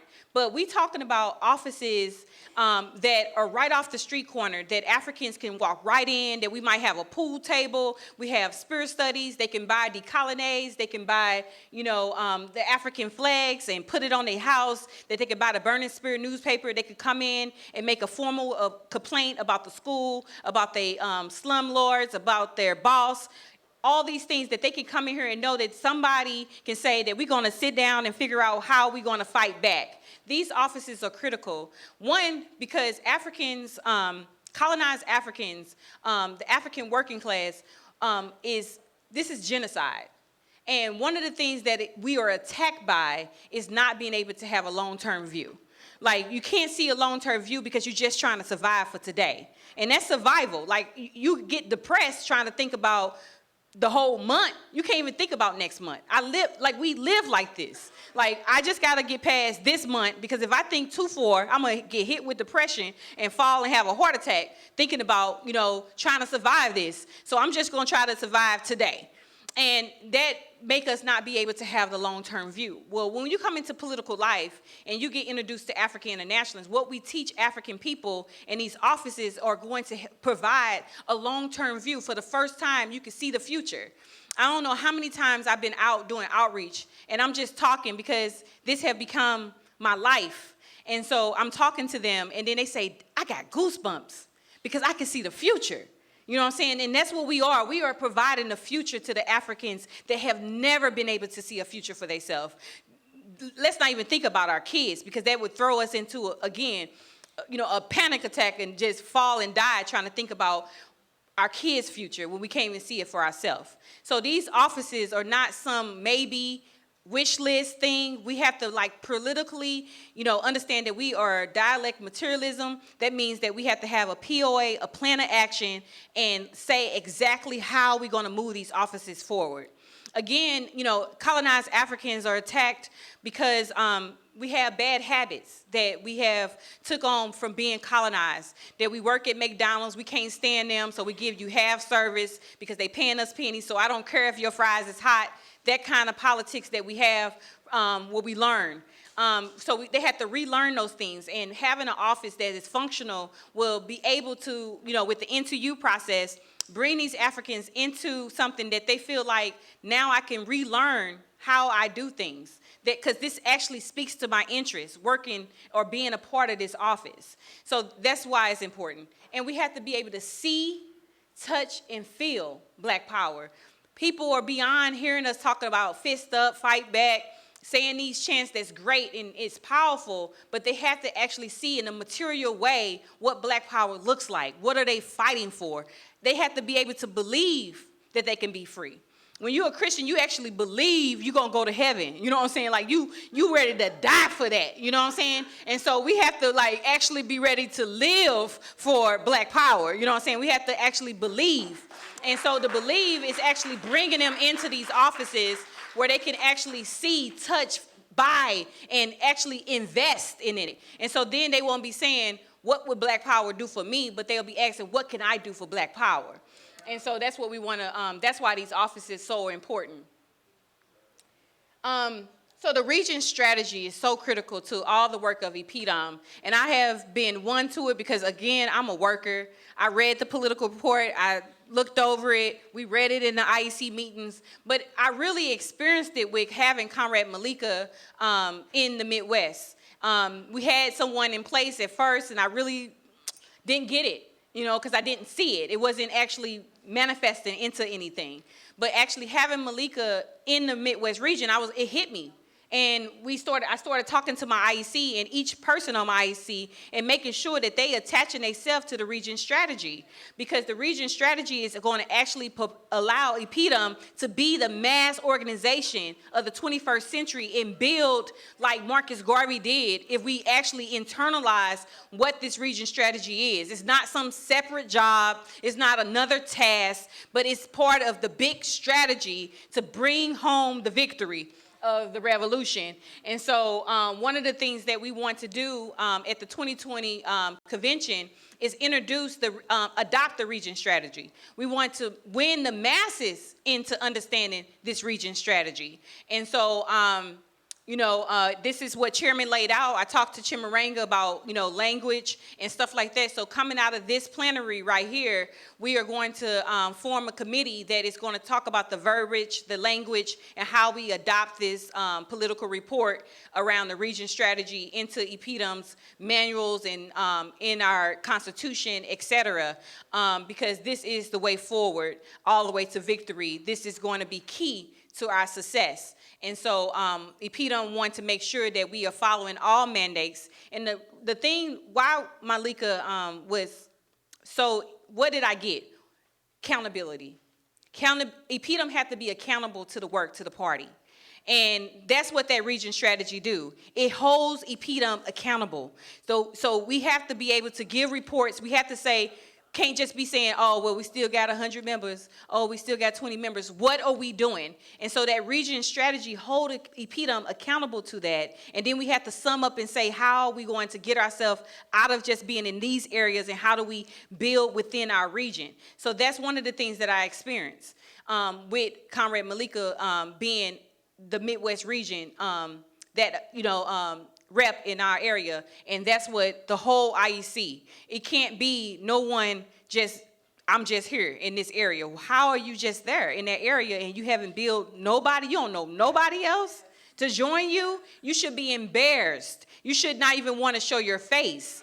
I mean, seriously, this is counter-revolution. I mean, how can we be this? We cannot be comfortable for going year after year in the same position that we were last year. We have to push ourselves more. We have to get some tough skin, hear the criticism, internalize it, and then move past it. We can't just keep being self-critical. You know what I'm saying? I'm self-critical. We tired of that. You know what I'm saying? We had a period where how are we moving forward? In your criticism, in my IEC, they'll tell you, I don't even think it's complete unless you're saying how you moving forward, like in a real practical way, not some bull crap, you know what I'm saying, but some real steps on how we're going to get out of that. So this region strategy is going to be critical. We're going to also talk about and reintroduce this certificate, which I'm very excited, so I'm not going to take Jashan's report from him, and I'm going to let him lay that out. But we are really excited about these certificates because these tables, you know what I'm saying, being on the block, you know what I'm saying, like not making this complicated at all. You know what I'm saying, right outside your house, set up a table. You know what I'm saying, right at the liquor store, set up a table. You know what I'm saying, right at the car wash, set up a table. You know what I'm saying, I heard people say, well, I don't have a lot of time. Well, the little time you do have, do that. Because we find time to do other stuff, and I know myself. You know what I'm saying? I have 2 kids. You know what I'm saying? I'm a colonized African. I'm a full-time revolutionary. I work part-time, and we still have to find time. Like, this got to be our primarily work. We have to see this as the first thing on the agenda. And if it can't be, then we have to say, my aspirations on take center stage, and then I have to check myself. You know what I'm saying? So we have to really evaluate how we doing things. You know what I'm saying? Live within your budget. Collective live. Maybe you need to lose that house and move in with some comrades. Whatever you have to do to make sure that you can do this work. Because I truly say that it's no sacrifice too great for our liberation. No sacrifice is too great for our revolution. You know what I'm saying? So we have to really mean that. And it can't just be like some empty words. But, we have to make time. So these reparations certificate, this is something that the party did. Like, even Michael Jackson signed one. And this was powerful, that Michael Jackson thought that this was so powerful that he signed one of these certificates, and it was in our Burning Spirit newspaper. And so this was important because, like I said, Africans have to be one to organization. Because so many crooks have came into our community and stole this. Like, people hate being organized because the churches are slimy. For all the slimy institutions that have pushed us to a place to where we have no confidence in not only ourselves, but even the collective. And so that's why it's so important for us to have the right stance as party members within EPDM, that we're not winning people to ourselves, but we're winning people to organization. And that's how we conversate with them, how we be with them, how we even when they're not looking at you. It's times where I have been somewhere and somebody walked up to me and said, I know you, you such and such. And I'm like, oh, you never know. So you don't get to take off your hat and say, I'm not a revolutionary or I'm not in the party. We always on duty. You on duty all the time. I was criticizing myself because I went on vacation and I was in Vegas and I was talking to somebody and I said, dang, you can never, ever think that you're going on some vacation and not take propaganda or a burning spirit with you. Like, I felt bad. I felt like, this is horrible that I don't have a burning spirit to give this person. You know what I'm saying? Because they were foaming at the mouth for the information of life that I had provided, and then I couldn't seal the deal. So we do not get to take off, you know what I'm saying, in the work that we do. Africans Towards Genocide, I'm really excited about Michael Odom. He's dope. He's going to be coming and talking about Africans Towards Genocide and the tour that we're doing. And this is another one of our campaigns. And like I said, every strategy of the party is dope and exciting because what it helps Africans to understand that this is genocide. You know what I'm saying? The brokenness in your family, the brokenness between African men and women, everything that we experience is because this is genocide. And it shows itself in our life in all different ways. But to equip people with this will help them to understand what this is. So even though it might be a war going on between you and your family, but like, I know that. I have to separate myself from that because this is genocide. And so I'm going to go against the people that created this whole monster that happened, and this is how we be victorious to win this fight. So that's why Africans Towards Genocide is so significant for us to be able to equip people with that word and charge America with genocide. Because we're not really waiting on America to charge anybody, but we're waiting on the African nation to be able to charge white power with genocide. You can go to the next slide. Okay, so EPDM convention, woo! Yeah, the New York forces have fought for this. They have spoken and they have stood up and they said they ready to put in work. You know what I'm saying? They want to, like I said, I have led 5 conventions, and we're in Chicago for the first one, and then St. Louis, and so we got a Hoover House in St. Louis. We got a EPDM office in St. Louis. I have so many reasons why St. Louis will be easy, but we are up for the challenge because EPDM is moving beyond where we are, and we are expanding our reach. And so we are going to New York for 100 years since Marcus Garvey. We are planning to have an amazing action with Africans Towards Genocide. I'm going to be going into New York before that convention happened to be on the grounds with the forces in New York. And New York been doing some amazing work, so it just was appropriate for us to take this convention to the north, so to New York. So we're going to New York for our convention. We want to see you there. That's September the 12th and the 13th. Jashawn is going to get into his report because we got big numbers that we're going to fill, and we're going to do it. And we want you to be there to hold us accountable because we are not giving no more fluff. We are only talking about science and how we're going to build this organization, because we're not here for a love fest because I love y'all face, but I want to be free more than that. You know what I'm saying? And so, so everything we do, we have to really believe and take ourselves serious to move ourselves to the next level. Uhuru. Going back to old school organizing. So I really appreciate Director Akile's report, because we're going to be taking and implementing all those things. And it's just crazy how, Chairman's been talking, and I just can see the whole Central Committee really internalizing. So everything is mashing together and mixing. Me and Chachara in St. Louis, we started with the interview process there.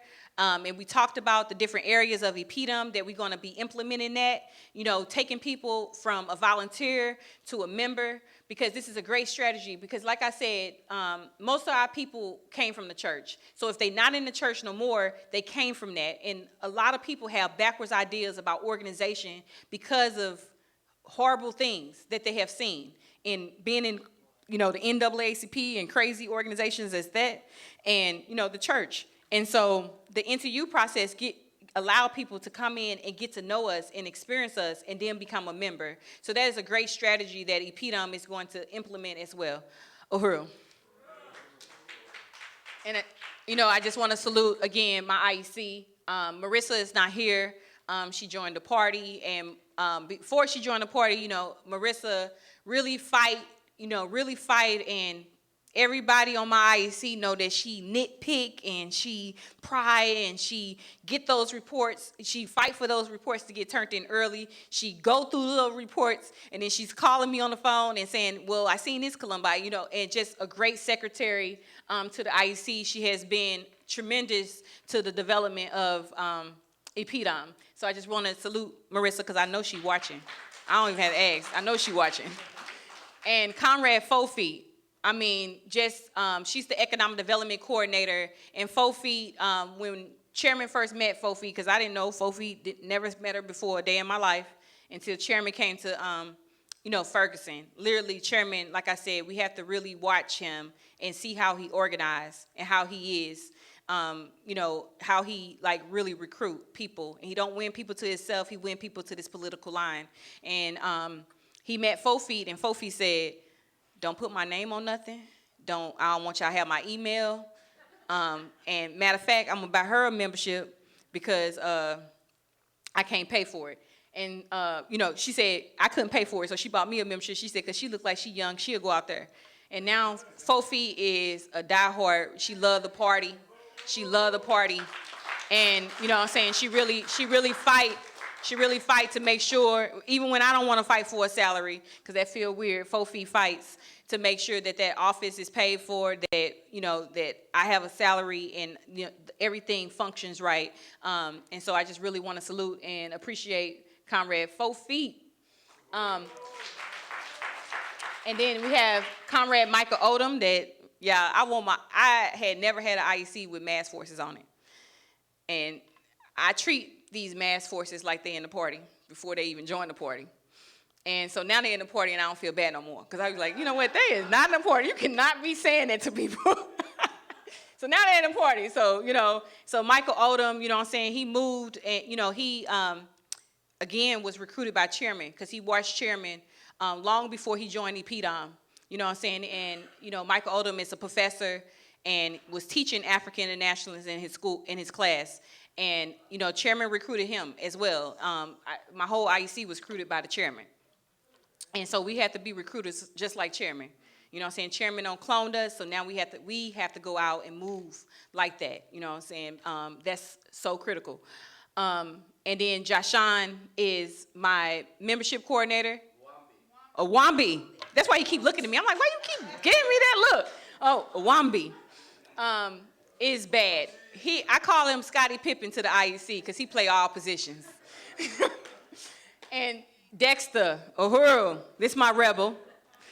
Dexter is an artist, but out of any artist that I ever met, that he really submit himself and really fight for EPDM and really internalize what he have to do. And so I'm looking for even greater work to come out of the Info and Ed, and I think you will see that in his report. And Akimba, if you ever experience Akimba, Akimba not only build in New York, Akimba building in Philadelphia, in Philly, and Akimba is the outreach coordinator. And wait till y'all see his report. I'm just gonna say that, okay? Because he's the outreach coordinator, and I was just like, okay. So he break it all down. He's gonna break this outreach thing down and how we going to actually build and have. I'm gonna let Jashan talk about how many members we're gonna have by the convention. Awambi talk about that. So Uhuru, let's give it up for the IEC. So next is going to be Michael Odom with African Shores Genocide. Uhuru.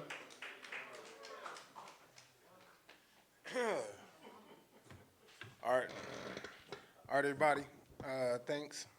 Hello, my name is Michael Odom of San Diego. I'm the chair of Africans Charged Genocide.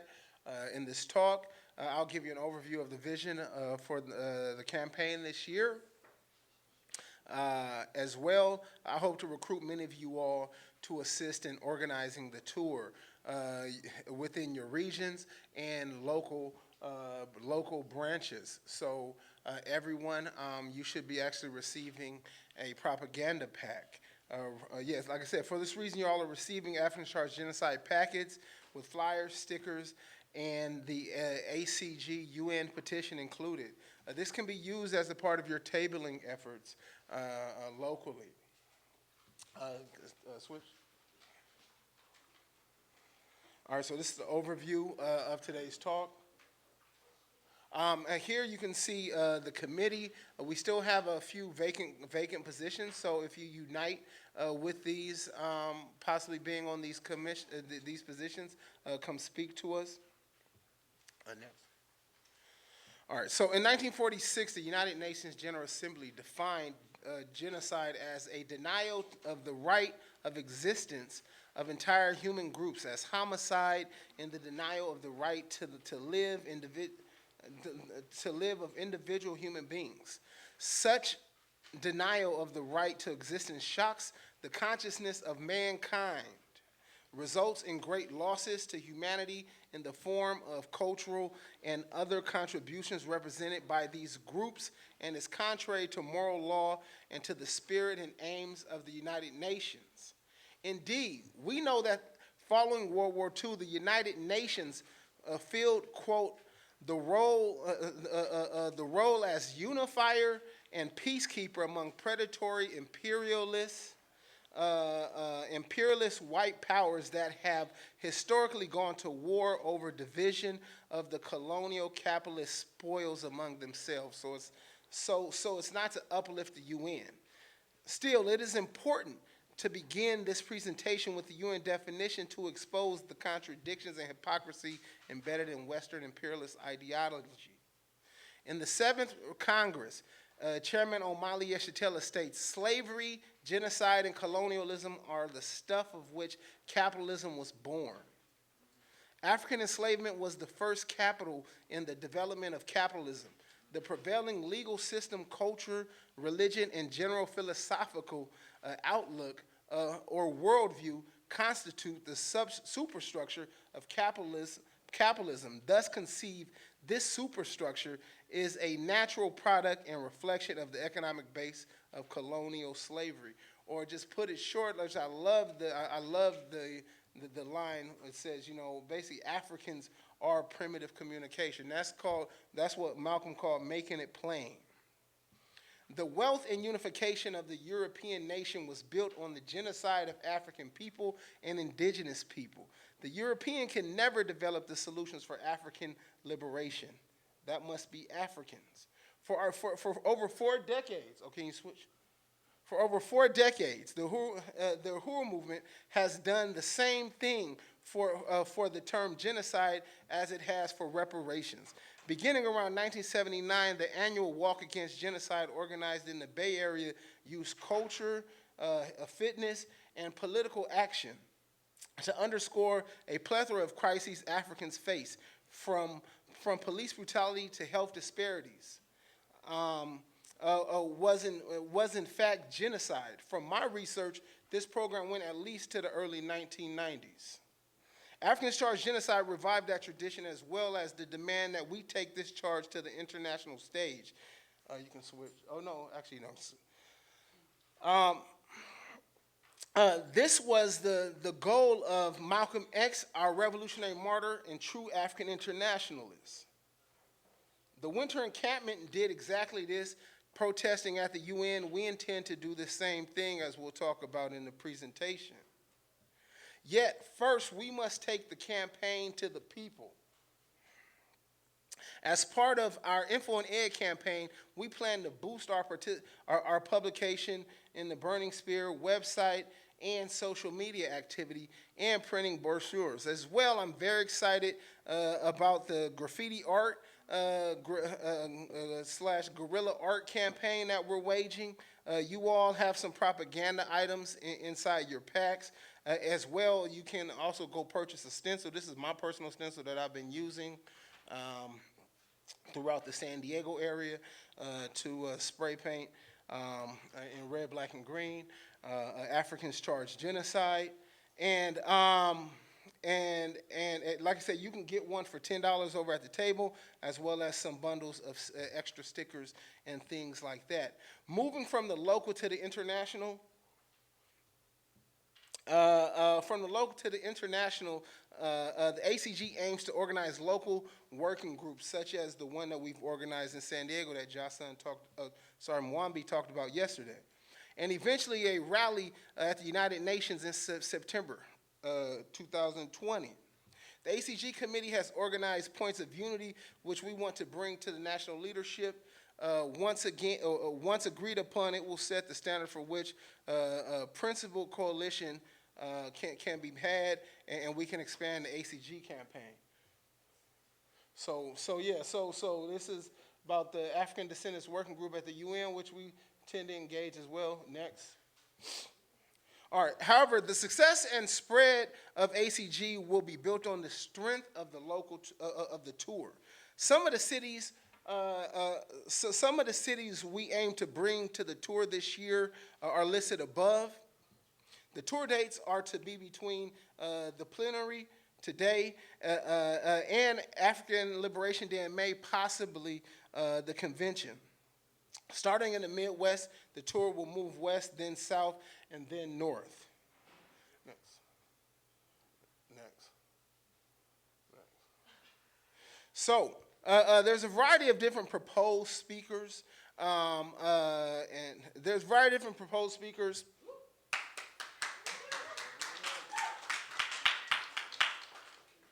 In some places, such as Philly and D.C., we aim to have people like Comrade Yejide Orunmila speak if she unites. The goal here is to use the initial events to develop the tour. As well, on the other side of things, literally, all the way in San Diego, we're working on gathering resources to bring the chairman, President Colin Bailly, USNM National Chair, Jesse Neville, and Akila Anyon to participate in an event. This will be achieved in such a short time through economic development strategies.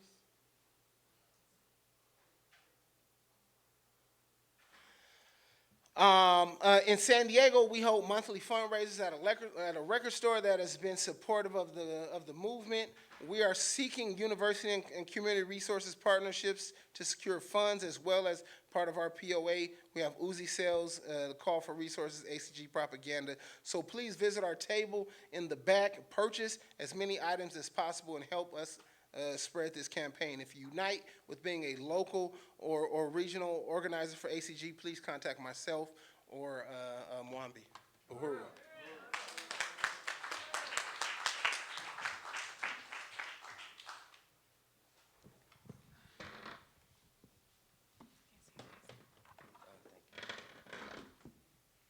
Appreciate it. Okay, all right, y'all ready to fly through this? Okay. Cool. So I'm the International Membership Coordinator, Mwambi.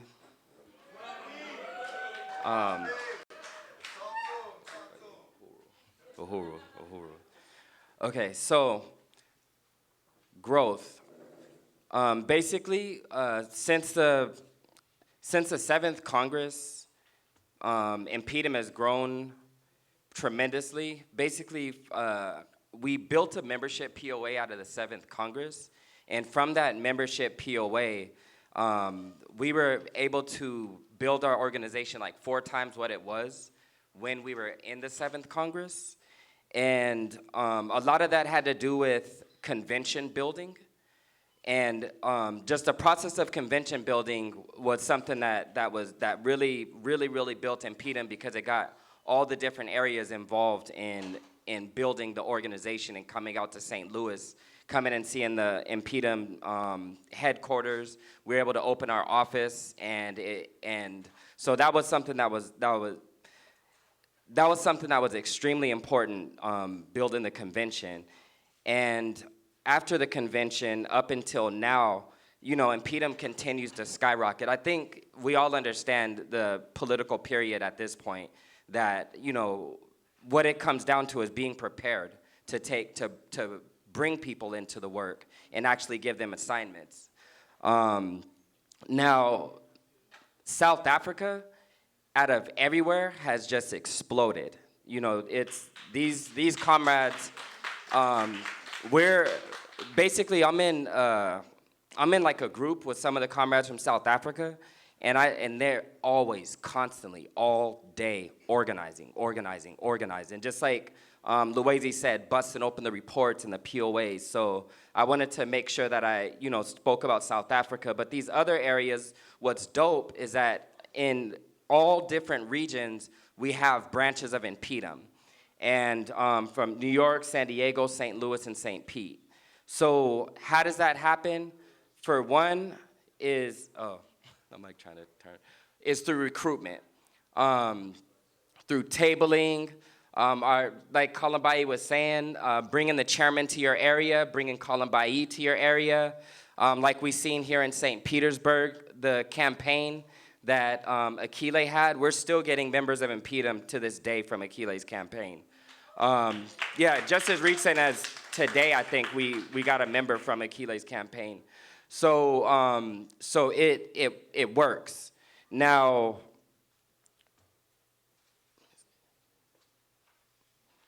and basically what we're doing now is mainly like tabling, organization-wide tabling, and door-to-door are our primary ways of recruiting.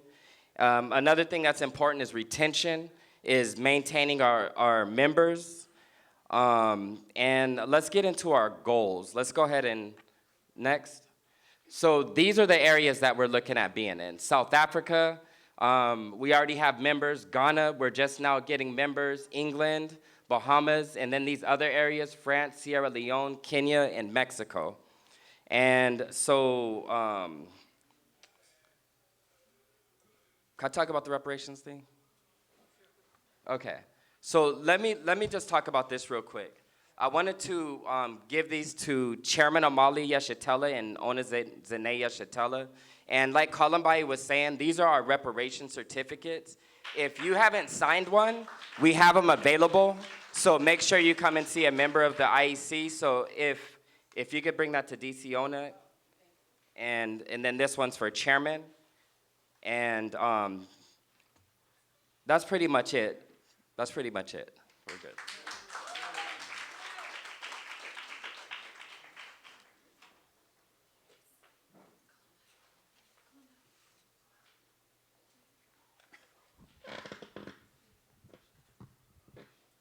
Uhuru, comrades. Well, I know we're kind of pressed for time here, but I first just wanted to express my appreciation to Chairman Mali Chatella and Deputy Chairman Chatella. Second of all, I really want to express my appreciation to my direct leadership, President Kalambai. Uhuru. All right, let's get into this. So, we can go back to the first one real quick, though.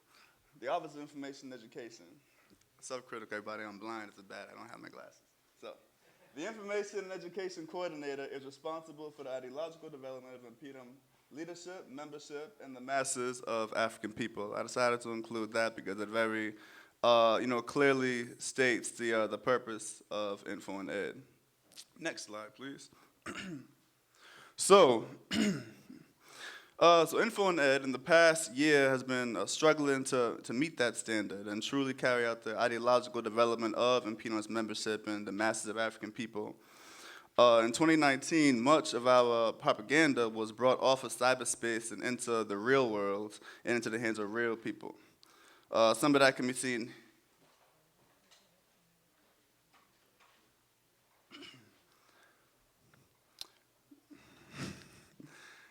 It seems like at this point we have to conclude this report, comrades. Unfortunately, for the sake of time, we got to be principled, revolutionaries, right? Make sure we are on keeping diligent with the time. So I have to conclude at this point. Uhuru. Yeah, I just want to give it, all my comrades worked really hard on their reports, and I'm sorry that everybody didn't get to see them, but we're going to figure out how we can put it out in the world. Uhuru.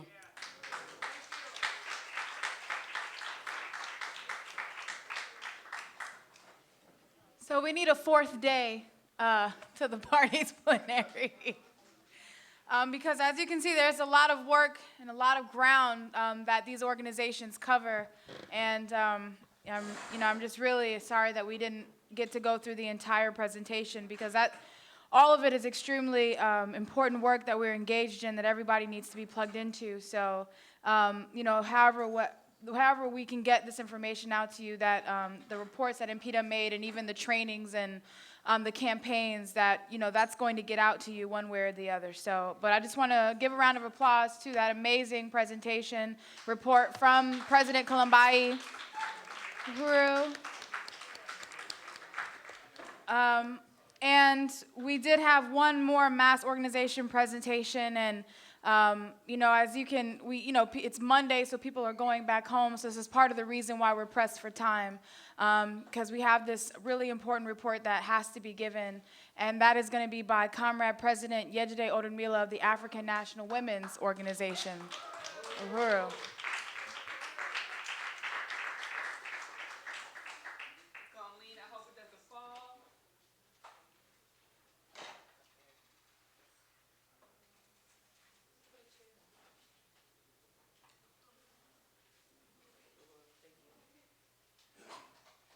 Uhuru, comrades. Woo! Okay. It was exciting presentations given by every member of our organization, mass organization leaders, Dr. Aisha Fields, Comrade Kalambai Andanette, the APSC and USM comrades. It's all been amazing to see the work and the development of the party through our party's mass organization. So I just really appreciate and really respect all of the work that we are doing to make sure that the African Revolution can happen, and that we are covering on all fronts. Uhuru. First, I want to just give, as everyone has already done, just give a salute to our comrade chairman, Omalia Shatella, without whom none of us would be here today, who has taken all of the stuff that we have learned or not learned and brought it into science. Because when I came into the movement, I knew a lot about a lot of things. And so, it wasn't until I met African internationalism that it all made sense, and it empowered me as an African person to change the world. It gave me the science to be able to get my feet on the ground and change it, as opposed to being just shocked by the sheer magnitude of the crimes that imperialism and capitalism has wrought throughout the world. So I also want to salute the rest of the NCC, and particularly the African women who are a part of the NCC. The chairman always says that the women in the party are not ghettoized, and we aren't. As you can see, that we are leaders over every different aspect of the African People's Socialist Party, the Uhuru movement, and that just really shows how, that this question of African women being the leadership is so integral to the African Revolution. You cannot just put us in different components or one component. We have to be able to unleash our genius to having the solutions that will make us free. So that would be DC Ona Zane Yeshatella, Comrade Aisha Fields, Kalambai Andanette, Malika Alexander, and Akile Enai.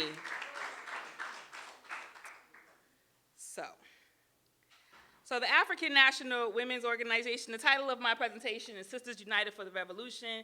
This is also our theme of our convention that I want to drill into y'all's heads. And Sisters United for the Revolution is really a call to action for African women who consider themselves doing something in the world, that if you're not really fighting for the liberation of our people, if you're not really fighting for the overturning all of the contradictions that directly impact African women, I don't know what you're doing. And it really requires African internationalism in order to be effective in that vein. So the IEC of the International Executive Committee of the African National Women's Organization consists of myself as the president. I'm in that first plus sign. Comrade Gaida Cambone, who's been, she's a veteran of the movement, and even as she's struggling with health contradictions, she's a fierce warrior for the party. She's a fierce warrior for really driving home the importance of making the African Revolution. So she may not be able to get down on the streets, but she'll make 100 phone calls in a day. She will follow up, she will get on that email, and she'll do all the things that she can within her power to really bring out African women and make sure that we are consolidating the African nation. And then also on the IEC currently is Comrade Malika Alexander, who has functioned as the secretary and a RSCPS coordinator. But that seems to be like it needs to change. And this is our IEC, and this is not the full, this is not what we need to fully be an organization. As we've seen, we need an entire, the contradictions that impact African women cannot be solved by a leadership structure of 3 people. And we are using the upcoming convention and also all the organizing leading toward the convention to help fill out the roles of the entire IEC. So ANWO is 5.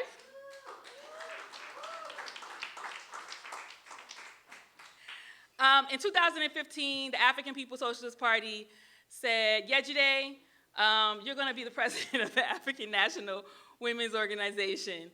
And I said, okay. And we convened conferences in Washington, D.C., and the U.S. front, and we also went to London, England, and had another conference there too. Our job was to look at the whole scope of African women. Where are we affected? At the time, we had really strong forces organizing in London and the United States, and we wanted to make sure that we were bringing all these forces together, despite border contradictions, but despite any of that, to bring the whole African nation, because we had access to Africans from the continent of Africa in England that we didn't have here. But essentially the point is that we wanted to bring any African who wanted to participate in the consolidation of an African women's organization together. And our mission is always to bring African women into revolutionary political life and to empower us economically, socially, and politically, to forward the interests of African people internationally through our programs aimed particularly at the advancement of African women, to liberate African women and men from the customs and practices that serve to keep us subjugated. So that seems like a noble,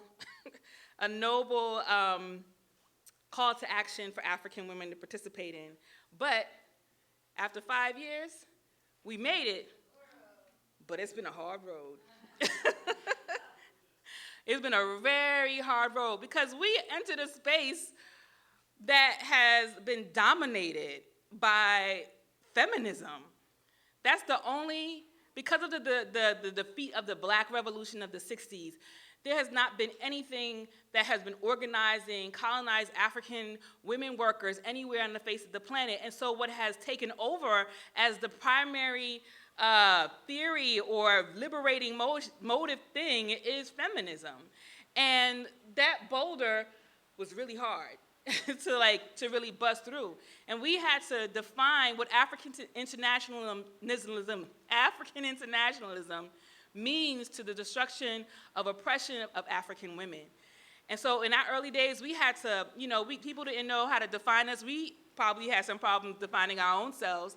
And so we really had to struggle around this whole question of ideology. And we have feminists who would join the organization, thought that they can just be feminists, because that was the prevailing idea that, oh yeah, we can work on the same things, because even though I'm a feminist, I'm not against African liberation. But that was a huge that was a lie. That was an absolute lie. Because they would come into the organization and they would come in here with these preconceived notions of what they thought liberation was for black women, and I mean, just really disrupt the whole process and take us out of the framework of actually fighting, having an anti-colonial revolutionary struggle, to one that was an internal fight between us and them. And nothing was solved. It was always bringing us back to this question of gender and how, we can solve the problem of how do we get black men or whatever man to stop oppressing us. But essentially, even if that is the case, that we are able to get every single man on the earth to love us, as Africans, colonized Africans, we still be colonized. And so the question for us has always been putting forth the whole question of the colony. And 5 years later, I think we are way closer to winning that amongst African women. I think that we're there, actually. The second thing has always been the class question. So after you get rid of the feminists, we got the women who are the petty bourgeoisie, who maybe don't consider themselves feminists, but they come into the organization with their preconceived notions about they don't even understand how they are aligning with our class enemies. And they exhibit themselves so many different ways in the organization, and I'll go over that a little bit more further in the slides. And then lastly, organization. We've had to rebuild the IEC every single year, and you cannot have a stable organization constantly moving forward if every single time your leadership has to be changed. And so we're really committed to making sure that we do not experience this next year, that we actually build up and fortify. And part of that struggle of having that strong IEC is winning the ideological struggle and winning the class struggle amongst the people who are joining the organization, so that we won't have to have this same problem over and over and over again. So while we should have hundreds of members at this point, we don't have hundreds of members. and really just, we've had to deal with the Beckys in our organization. And what I mean by Becky is the black women who subscribe to white women ideals and just abandon their responsibility to the African working class. So we said we ain't trying to deal with no more Beckys in our organization. And so, as you can see, we struggle. It's more than just putting on a uniform, right? It really is about letting any African woman know that this is a serious organization, that we are about revolution. And we want us to look as serious as we mean we are serious, because we're trying to overturn capitalism. And so this is a part of the whole question of war on ideas. When people see AMWO, they see seriousness. They see women who are about to change the world. And so our uniforms is representative of that. And if you see us, we have two different berets. The ones in the red are African women who belong to the party and are members of the African National Women's Organization. And by the way, every African woman in the party should belong to the African National Women's Organization. Every African woman in the party should belong to the African National Women's Organization. And then everyone in the green berets and green headscarves are members of our mass organization. They do not belong to the African People's Socialist Party. So Black power as equals the emancipation of women. And particularly Black power equals the emancipation of African women. And this is a part of the strategy of the party. And part of the struggle has been, over time, is really contextualizing African internationalism in a way that can speak specifically to the plight of African women and constantly communicating that. That has been part of the ongoing struggle. So our responsibility, again, is to organize African women into revolutionary political life for our own interests, contend with the bourgeois feminist line of women in general, and introduce African internationalism as the emancipatory solution for African working class women. I was watching, I'm glad that Penny put me onto this movie, this documentary about the Sandinistas in Nicaragua, and really it just showed how African and indigenous women participated in the armed revolutionary struggle as a way that they thought that they would emancipate themselves.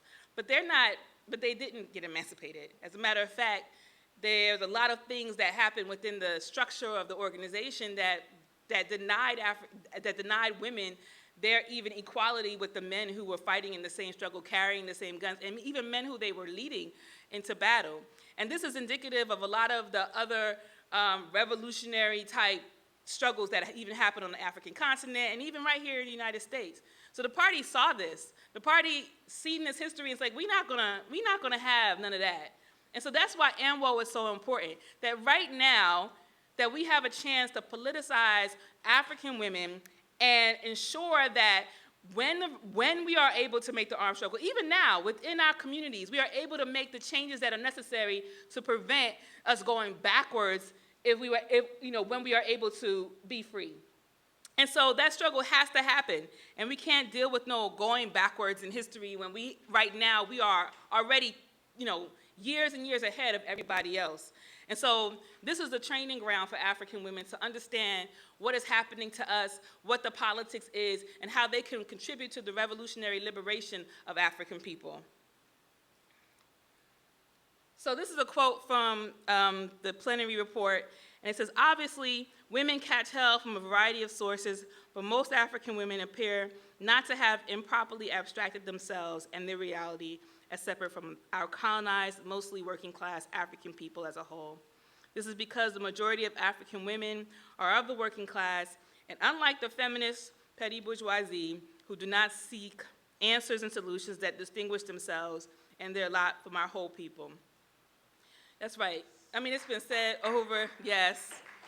It's been said over and over and over again. The African working class women don't even F with feminism.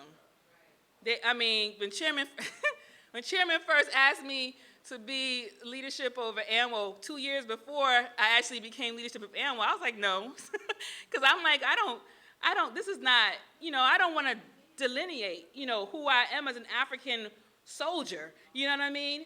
But and the chairman groomed me to understand that it's not just about what I want, it's about looking at the entire scope of African women all over the world. And the conditions that we live in because of colonialism demand that we actually have an organization that speaks to those issues, because those are not just African women's issues. They are the issues of the entire African nation. And the entire African nation has to be brought into solving, overturning, and organizing African people and African women to be a part of the destruction of capitalism, which is the cause of all of that. So part of what we've been doing recently is really engaging not recently, but for the whole 5 years, it's engaging in a war of ideas. I picked out this one issue, which is welfare, because we talk about welfare like, it's just something about getting benefits and how the state denies, women benefits and things like that. But in fact, as a person who had received benefits from the state, you have to go into the office and they ask you a few questions. Where is the father? I don't know. What is his social security number? I don't know. Well, what is his name? Let me see if I can find him. I don't know. And then they look at the birth certificate, and in my case, her father's name was not on her birth certificate, so I just told them the name. And they said, is this him?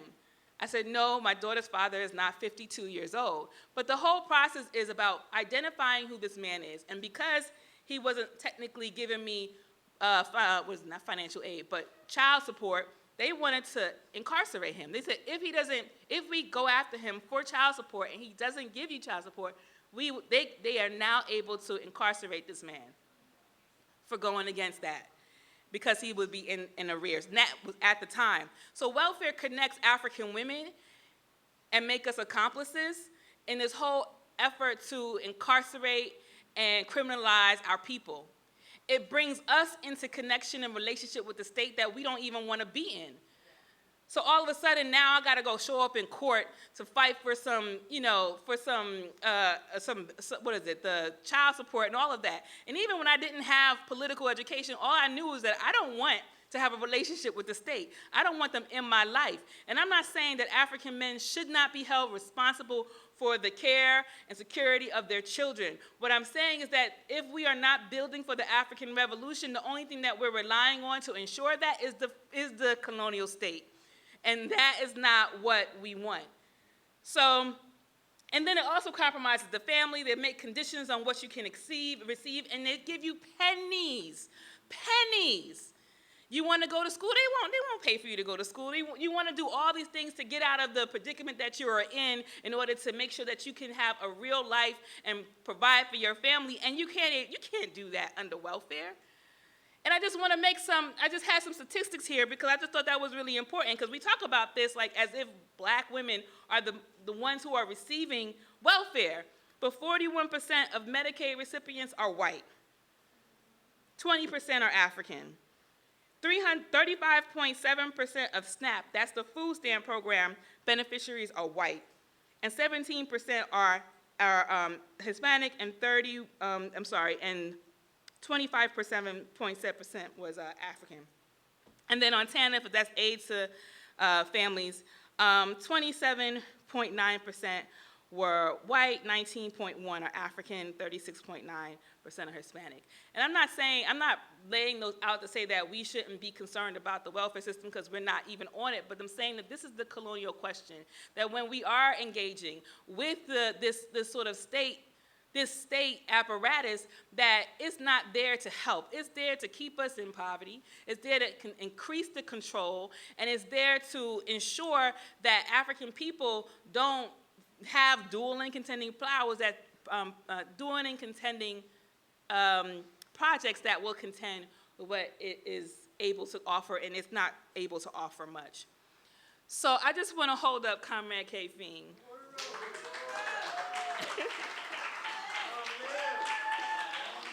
And I'm bringing him in because when I first came into the work, K. Fing was like, "You need to write," and I'm like, "I don't want to write," and he would just give me some weird topics to write about that I didn't know anything about, and from that I would write about them. I would research them. I would write about them. So the writer that I am today is because of Comrade K. Fing. And he was the one that said, you have to write more, and you have to make sure that your work is out there as a way to politicize other African women. And he struggled with me to do that. He's like, you got to make pamphlets. And I'm like, I'm not making no pamphlets. And then I made some pamphlets.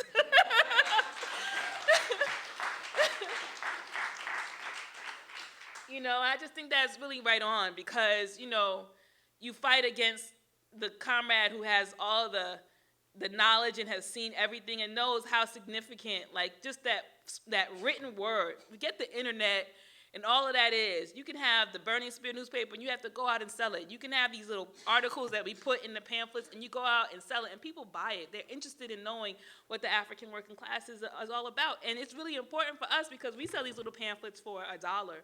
And it's just articles that we wrote in the Burning Spear that we pulled out. And when people see stuff like Harriet Tubman and Sojourner Truth, materialism versus philosophical idealism, they're like, what is that? And it's like, who are, we've never even heard these two women on the same page before.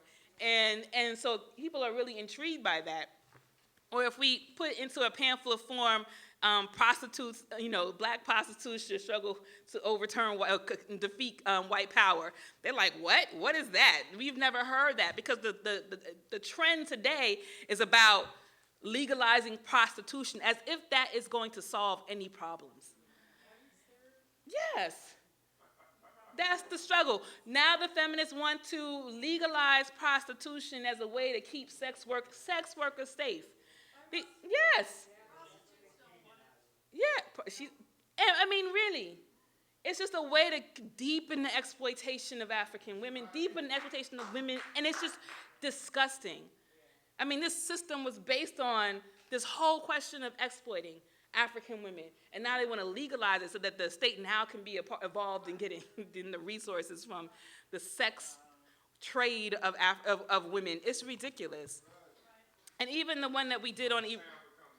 Yeah, just like they did, now they're the drug dealer. There was always a drug dealer, but now they legalized marijuana, and now that's a moneymaker for each state. And then eradicating female genital mutilation means destroying capitalist colonialism. Who sees this except for African internationalists and say, this is how we're gonna open it up? Because nobody has seen these titles. They never even associated the thing that the feminists have dominated for so long, that has been a gender discussion, as opposed to one that is rooted in the whole colonial question. African internationalism does that. Kema K-Feen pushed that. And right next to it, I'm sorry, it was I just wanted to bring up this historical picture of the Burning Spear newspaper. I don't even see the date on it, and I don't have my glasses on right now. But this is black women in the fight for freedom. This is before I don't think that was before I was even born. You know, the party was out here saying that this is the question that black women, African women, need to be brought into this life. And all throughout the party, African women are being brought into revolutionary political life. But here is the question, that if we don't address these assaults that are happening to African women, and if we just allow it to stay over there, it's okay. We can go into the streets and we can defend, you know, the brother that just got shot, but this sister, she may not have gotten shot, but she's contending seriously with the landlord that's trying to turn off the water, right? She's contending seriously because her child just got taken by the state, and she don't have no money to pay for a lawyer. She is desperate. They're telling her that she might not ever get her child back. She will lose her parental rights because they're telling her to go. I mean, it's just a whole thing. And that if we don't see these as contradictions that has to be solved by the African nation, you know, how are we going to be able to how are we going to speak to African women and tell them that this is where they need to be? So we have to look at these issues that directly impact African women as a way to recruit them into this process, and let them see that this is the emancipatory process. This is the way that we can destroy the systems that are oppressing them, oppressing us. So as a part of the war of ideas, we're going to do this. So we want to really make sure that the party has been calling on us to ensure that the party organizations, party members, party units have materials that come out of AMWO as a way to organize, because as I told you earlier, we do not have hundreds of members. And so we really rely at this point on the members that we currently have to organize in the street, but we also have far more African People's Socialist Party members and units who can actually help us build the organization, because who else is going to contend with these lines except for us, because we know what it is. And so it really is important for us to make sure that we can get things out. So we have this $20 kit, and we can produce all this stuff for you, and you can send it to you, where we produce the pamphlets.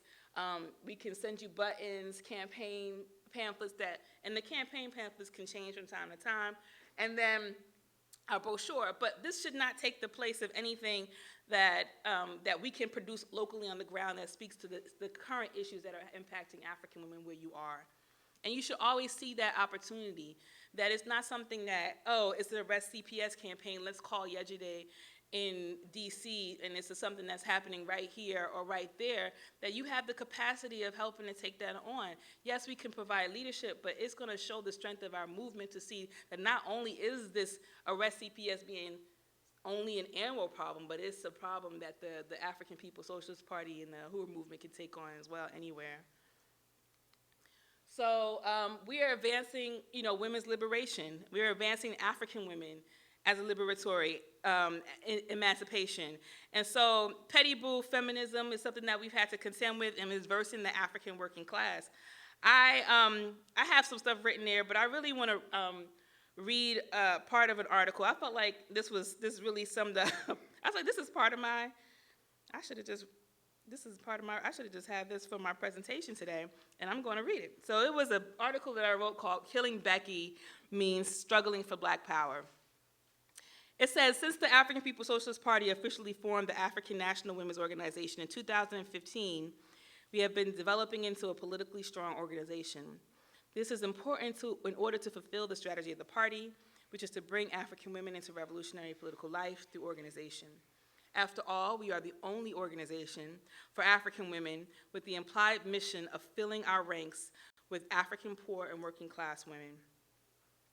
In order to accomplish this objective, we have struggled with our members to abandon any petty bourgeois aspirations and contribute their skills to the interests of the African working class. This has been a point of contention which has led to many struggles inside of ANWO as we fought for structure, accountability, and action.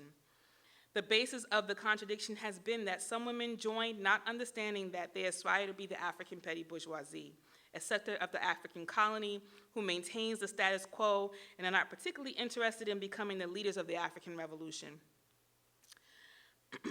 The basis of the contradiction has been that some women, there are also women who we consider the radical petty bourgeoisie. These are women who are unhappy with something or another, and they constantly voicing outrage or protest in order to initiate reforms within the capitalist system. In either instance, the outcome is African women who do not believe that African liberation is possible, but join ANWO because it represents some militant policy that they hope to embody. Or maybe just thought it looked good on them, I don't know. So liberation requires organization and not anarchy. We are a mass organization, which means that any African woman can join. We do, however, require that they participate in the goals and aims and mission of, and contribute to the goals, aims, and missions of the African National Women's Organization. And the highest expression of anyone's membership is action. So the African working class demands it. So we find, however, that some women are opposed to organization. They are opposed to the strategizing, organizing, and execution that is required to get us closer to our mission, and are drawn to groups or individuals who do not have a structure and where political theory does not exist. This is anarchy, and we are not anarchists. The struggle constantly emerges because the characteristics of the African petty bourgeoisie is to be liberal. Since they do not believe in African liberation, they do not have a vision of a free future. So every action item is tedious, inconvenient, confusing, or too hard. They do not help solve problems, they present problems. They suddenly don't have convertible skills, and they do the bare minimum or nothing at all. In some cases, they have contempt for the African working class, which is evidenced in their unwillingness to engage in basic organizing in our communities. They would rather work hard for the capitalist industries or in bourgeois institutions rather than work hard for the revolution. And we say we want to kill it. We call this Becky, right? And we want to kill Becky and our entire organization and ourselves. Columbai Andanet, MP and President, calls these tendencies Becky. The white woman that lives inside of our head, Becky leads us away from Black power and the African Revolution. In ANWO and the Uhuru movement overall, our goal is to kill Becky every day. We do not want the selfish, individualistic, opportunistic characteristics of oppressor nation white women to take over and make us comfortable with living in the colony. We aim to destroy the colonizer, which in turn will destroy the colony. We have to engage in the long, hard, important work to build power amongst African women who suffer immeasurably inside the colony. The conditions of African women demand organization. Currently, there are over 1 million African women who live in combat zones as a result of colonial exploitation. Many of us are poor and without access to resources. Many of us are illiterate and are victims of violence on a daily basis. There are hundreds of thousands of African girls who are missing. They are forced into prostitution just to make ends meet. There are mothers right now looking for their children or crying over the bodies of their children. This is the world we live in because of capitalism. The worldwide system of capitalism, I'll skip that part. Colonialism is a brutal instrument of capitalism used to repress the colonized, the people and their lands and economies that white power has destroyed. It is in the interest of African women to destroy parasitic capitalism. In the process of destroying capitalism, African women learn to solve problems and emerge as leaders in the African Revolution.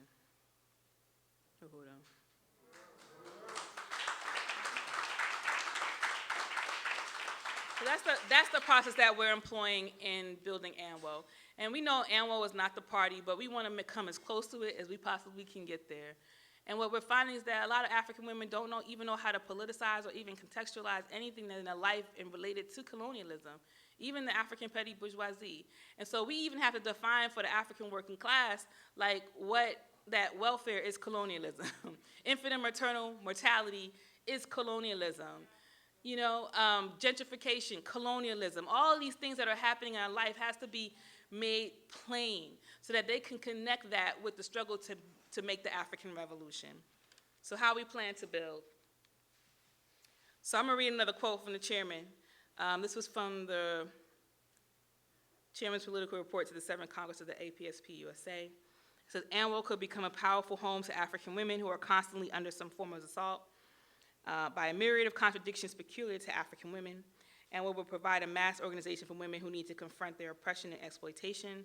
It would allow the party to develop a reserve for the revolution through helping women to recognize the universal contradictions confronting our people and class that are located in the specific contradictions they are confronting as women. So one of the things that we have been talking about recently is this whole question of African women in prison. And it's an acronym, FACE OFF. It's not the TV show where you put makeup on somebody's face.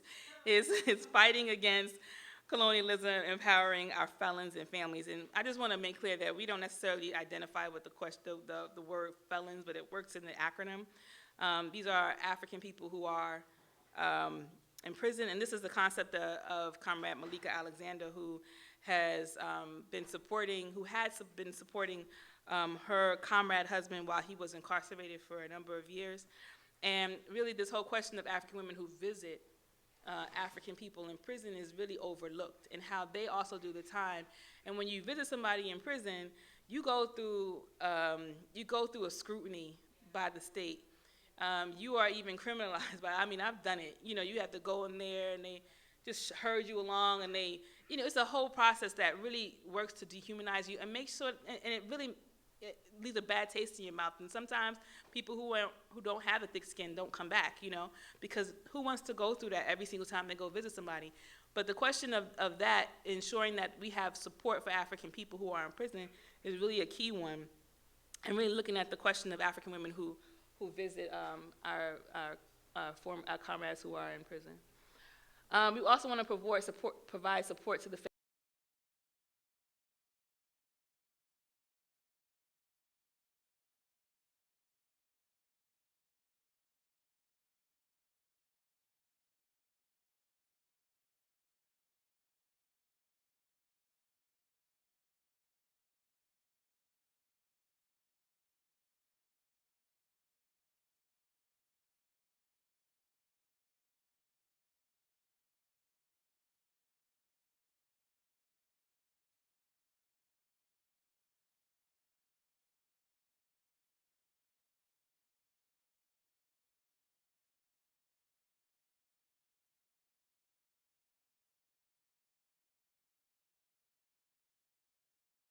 This is for me, and so she joined the African National Women's Organization. She said, "Whatever you want me to do, I want you to do." And so we are planning to have a branch in this prison and form a number of things to politicize African women, because you know, African women in prison don't get the kind of political education that I feel that is given to African men,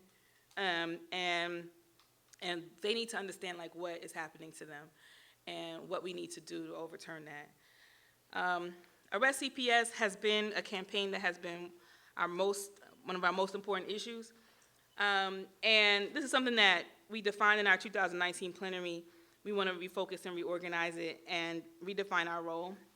I mean, this is a really serious contradiction. I mean, it's a really serious contradiction. It's deeper than I think most of you understand. And I don't have all the time to talk about the ins and outs, but I'm sure that you've heard me speak about it from every single time that I present. But the question around, you know, African women and their children and the state taking them away requires organized, consistent effort that we have to have time to build. And you know, like most people who are impacted seriously by contradictions, they come to you, African people come to you, and you know, they want to solve this problem. And that's a valid problem. If you have children and your child is taken away and you don't know when you're going to get your child back, that's a serious contradiction that you want solutions to quickly. And I think our lack of capacity has really been impacted this. We have organized around this in different cities. We've had protests, we've had speak outs, we've had all of these things. And I think one of the critical issues here is that we need to we have to organize these women past their pain. We have to organize them to actually be organizers, to organize other African mothers and fathers who are going through this. And so that's our focus. I mean, like I said, the war of ideas is deep, and our question now is like really deepening African women's political unity with African internationalism, because that's the way we're going to build, that's the way we're going to really get consistent forces. So we're going to continue to educate and do know your rights clinics and things like that. And we have some propaganda on our table right now, the Know Your Rights brochure that talk about what you can do if you're at risk of being seen by CPS, and it's been helpful. And we also have the ad that runs on Black Power 96, and it's really been effective in helping identify people. But like I said, it doesn't go beyond just the immediate concern. We have to be able to organize a larger capacity for that. One of the new campaigns that we've done is the Harriet's Daughters Study Group and Book Club. And we launched this in Washington, D.C., and we see the capacity for this to really build the African National Women's Organization. And you know, we go out and we talk about this question, and we talk around books, but it really has us to, like, our ability to, like, deepen people's political ideology, align them more with African internationalism, and really, like, engage them in real deep discussions. Because most of the women, to be honest, who come to these book club meetings are the petty bourgeoisie, or they might be, some of them are working class, but some of them even come with these feminist, white left stuff. But I think that what we get most out of this is their desire to help the people. And so we want to train them to be African internationalism so that they can actually be effective in making that happen and joining the African National Women's Organization. Every Harriet's Daughters book club that we've had in DC has had a good participation. Decolonize Hair and Body is our major economic development institution. Many of you have purchased from here, and it's been something that we've had in existence since 2017. Every year that we've had it, we have increased our sales. And for an organization that doesn't have a large membership, the resources that we get from the Decolonize Hair and Body allows us to look like we have a larger membership than we do, because we get to go places and do things depending, you know, based on the income that we are getting, and we get to, like, really promote the African National Women's Organization. So it's been really an amazing thing. I just want to shout out to my nieces, who were the models for the commercial that we did, and I forgot to even include the commercial, which I should have done. But this has been like AMWA wants to be a self-sustaining organization. Along with our membership and other economic development pieces, we want this piece to really be something that funds our growth. We want Decolonize already pays for itself, and we are planning to launch our sales agent distribution plan at the Black Women's Convention. So there's already a element of that in existence where people can buy for half the price and sell it back and make your own resources back. But we're going to really institutionalize that and allow for anybody, African women, African men, anybody who wants to be a sales agent of Decolonize to really get in and just, you know, remove any barriers. We're going to continue to have monthly meetings.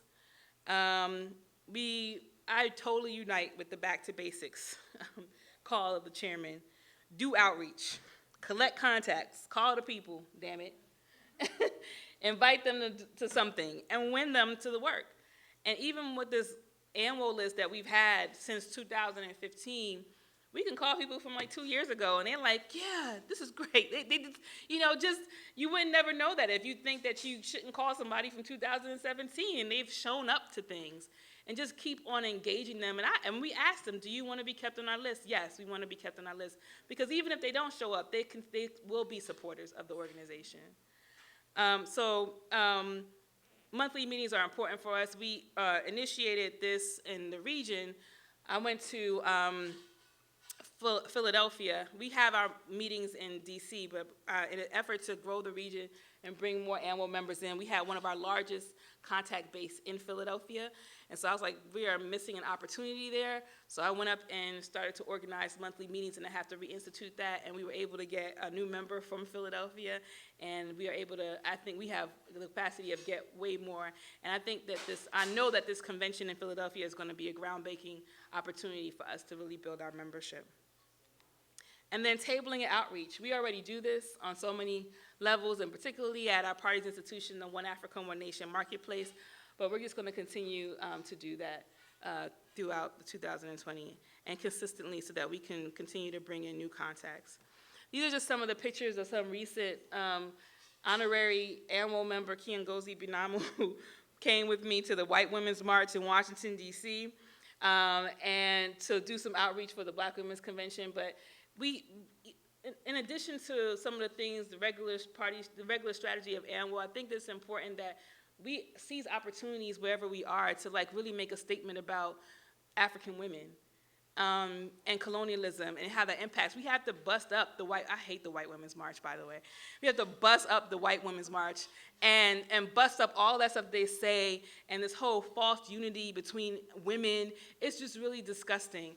And so, I mean, people like the sign, but we didn't do it to like get people to take pictures of us. We did it because it was important to make that statement, especially as they're talking about impeaching Trump as if that's going to solve the problem.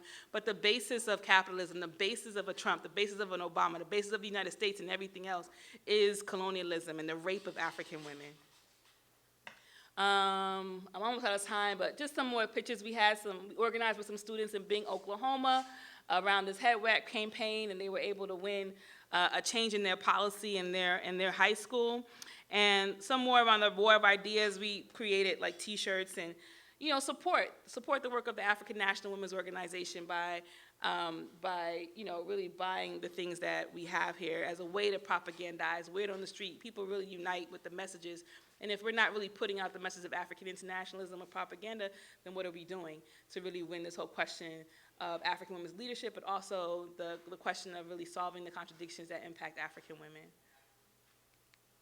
So in keeping with the party's regional plan, we really want to expand our reach beyond just DC, and we are dedicated to helping party organizations, party unit, to build AMWO where you are.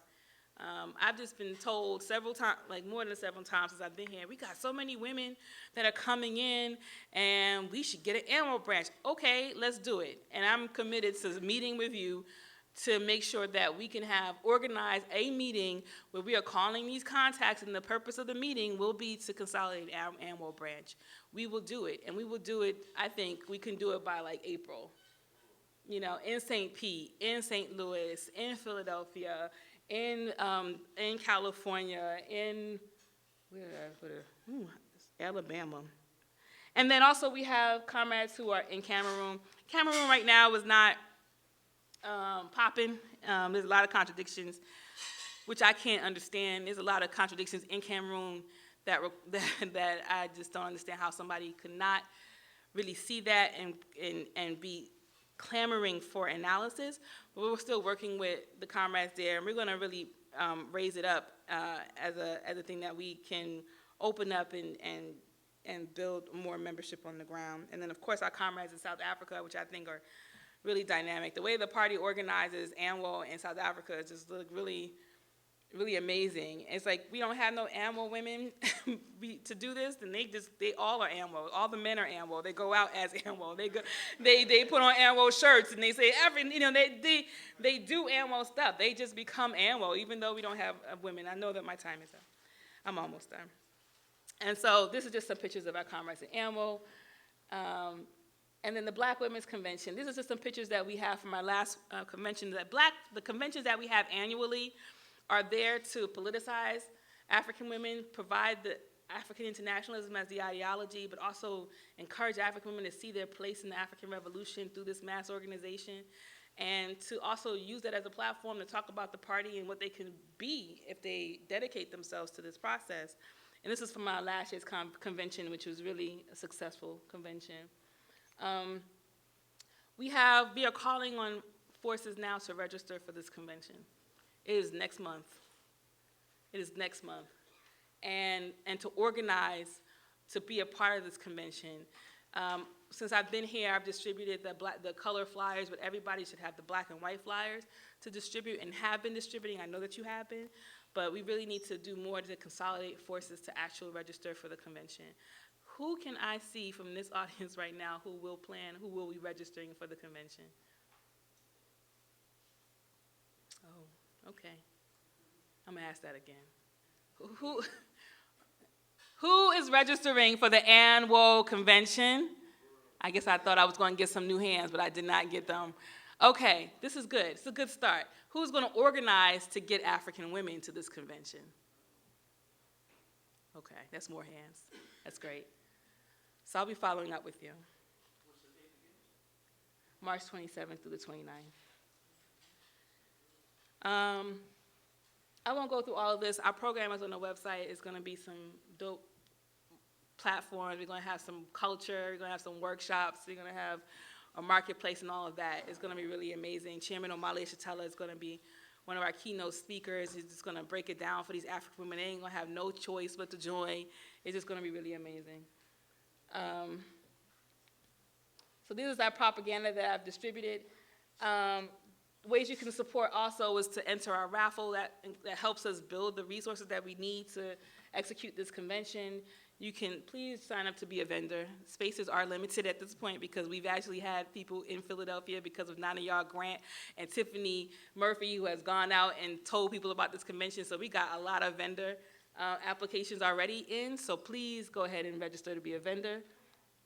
If you go to website, convention.anwohuru.org, and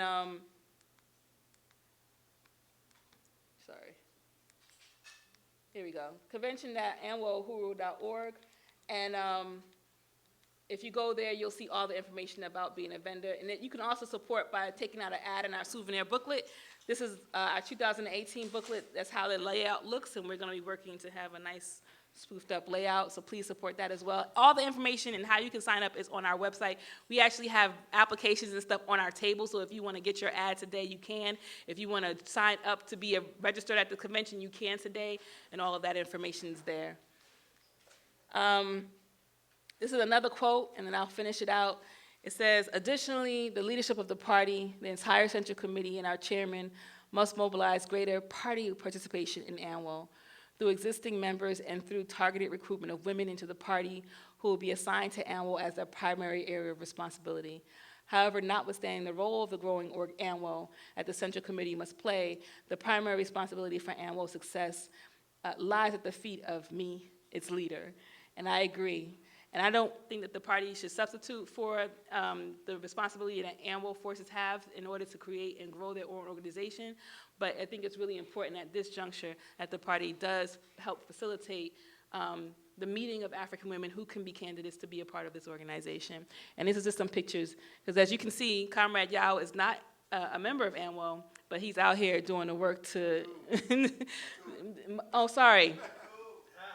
Matum is not a member of ANWO, but he is a fierce fighter for this organization. And also Comrade Kimba, the work that he was doing in New York with this sister here, just doing the work to like really spread this out and just talk to people about what this convention is going to be about. The flyer has a lot of information on it, but you know, we can win, and we will win.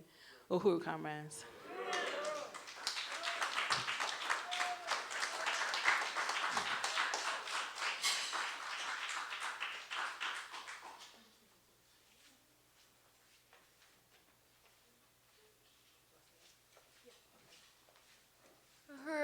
And yeah, let's give one more round of applause to Comrade President Yejide for the ANWO presentation. Uhuru.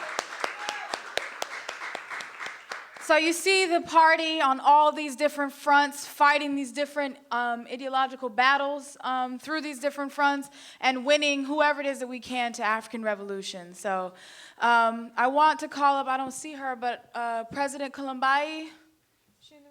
Oh, Uhuru, because we have 15 minutes open for discussion for Comrades Columbai and President Yejide. So if anybody had any questions, please line up at the Q&A mic and, you know, make your questions, you know, make sure that they are questions or, you know, brief comments. But if you guys have any, please line up at the mic. I know that we weren't able to finish all of the impedum report, so this also gives people the ability to answer a question for people to expound on something or some ideas. Questions? Chairman? Okay. Oh, well, somebody was coming, but Chairman.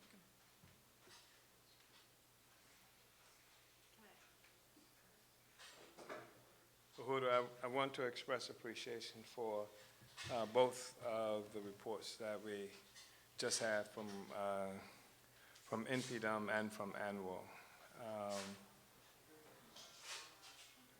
And I just want to, just make a comment in terms of NPDUM, because NPDUM is a revolutionary organization because of its connection to the party. It's a strategic instrument of the revolution. But it's a revolutionary organization that does not require the members of the organization to be revolutionary. And the thing is that its relationship to the party, its function is carrying out a strategic mission of the party to advance the democratic rights, to enhance our ability to make this revolution, to take political education to the masses of the people, to be in constant struggle for democracy, which is the same thing as struggling against the intervention of the colonial state in our lives. And also, I just wanted to say that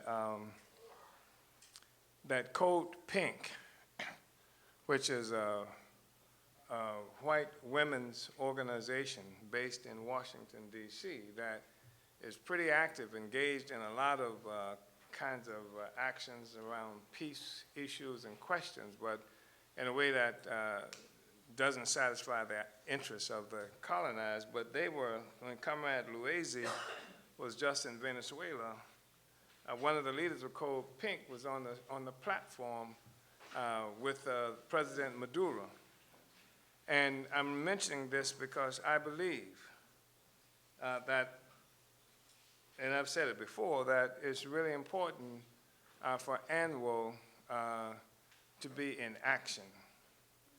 And I think that the character of the membership or the people who are attracted to ANWO will be affected by the demonstration of only 2 or 3 people at this place where women are catching hell, whether it's a welfare office, whether it's the DHS office, and the intentional sometimes going to jail, make the media, make that be noticed, and I think that will affect the quality of the women who will be attracted to the organization. You're right, a certain group of women, a certain class of women more than likely will be attracted to, like the study groups or the book clubs. But I really believe when you take it on these issues that's important to the African working class action, I believe that that's the kind, that will affect the kind of force that you'll be able to recruit. Also, I think that a campaign recognizing the relationship that prison has to the whole African nation and African women. It's a cruel relationship that the prison has to African women. Not just the women who go to prison, because every time the brothers go to prison, the woman goes to prison too. And the humiliation that African women, that visitors, women, have to face. And then the humiliation that men have to face during the visit thing too makes it a terrible experience, both for the women and the men. I think that one thing we should really consider is, and this might even be something that NPDUM could work with, is a free transportation for prison visits, to organize people who will volunteer and play a role in taking people to these prisons that are usually somewhere in the boondocks and what have you, and women can't get there. Families get messed up, broken up, et cetera, because they can't even see each other. So if that were a program, I think that could be really important. And even if you're not, or when you're not, and whether you or not you are doing the transportation to prison for prison visits, I think the idea of going to the prison and distributing propaganda on visiting days to the families who are going to be visiting the prisons. And the other thing is they're going to talk to the people who they're visiting, the men mostly, who they're visiting as well. And we can, actually build something out of that. I believe that there should be a schedule developed where once a month, however often, we would visit the prisons. and a schedule that we know that we're going to be having a demonstration or a protest or something at the DHS office. And 3 women were there, or 2 women, every, week or other week, just there on a regular basis, it'll get some traction. And also, the greater likelihood is it will attract those kinds of forces to the work. And I also think that it is absolutely true that ANWO should be wherever the party is. And so not only do we have our propaganda and things like that on the table, but we should be ANWO wherever we are. I think that's extremely important for that to happen. I know that as it relates to decolonize, its too will have to be promoted just like Zenzele. I didn't have an opportunity to speak much about Zenzele as a part of it has to show the connection to the economic development for African people. And it has to be a part of the overall picture of economic development, self-determination for African people, and then organizationally and concretely tied to the office of the deputy chair and what's coming out of that. Because Zenzele, when we talk about, well, I don't want to go too much further, but we are talking about that we're talking about decolonize being sold in all of the institutions. We're talking about Zenzele. We got to start talking about inventory, how much inventory, cost of inventory, cost of distribution, how much gets raised, where, that kind of stuff. There has to be economic systems of accountability that's connected to this process as well. And so that's effectively, like what the comments, observation I want to make. I think this is an extremely important, I cannot overstate what I believe to be the significance of this. There was a time when the All African People's Revolutionary Party, when it was an organization, used to, as a form of mild and quaint slander of the African People's Socialist Party, they used to refer to me as Joe Waller. And they would speak of the party as Joe Waller and the girls. And we were Joe Waller and the girls because the women in our party, in our movement, were always there, and sometimes kicking their asses, you understand? And so that's who we are. That's the thing that we're living up to. And for us, it is crucial that bringing women into this revolutionary project should mean that this time around, after what's supposed to be a revolution that has required so often on women's participation, cannot result in some capture of semblance of power that leaves women out of it. I was in Nicaragua. I saw the swag. I saw the women. I know the stories of what women have done, heroic things, but the women are not in power, and nor in any other places that we can look at. Where the so-called revolution was occurred and they raised high the issue of women, et cetera. That can't happen this time out. But it's going to mean also that who we recruit, and we got to bring the working class in, because I know something about what working class women are able to do. I grew up seeing working class African women cripple men who did bad things. And if it didn't get you in the daytime, you went to sleep. We cooked the food. We did all these other kinds of things. And my experience has been that women are the fiercest fighters once unleashed. But we have to do our role to allow women to do that. And we need the working class. And there's no way we can get around that, and et cetera. Uhuru. I will use that too much time.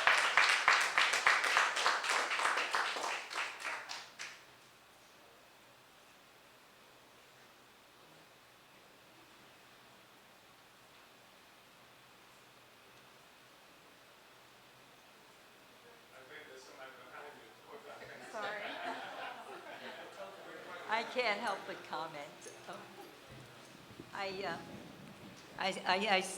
abandoned women's lib because I had too many men friends. I couldn't stand listening to them trash them. Why would I sit in a room and watch a bunch of women trash some of the best people I know? I had a rather mischievous thought. Why don't the women organize a Million Man March on Washington and put up their hands and swear to stop abusing their men? I thought it'd be a powerful message. By the way, I went to that march because I had to see a million men put their hand up in the air and swear to stop beating their wives. But I know it happens oftener. Probably oftener in the white world than it does in the black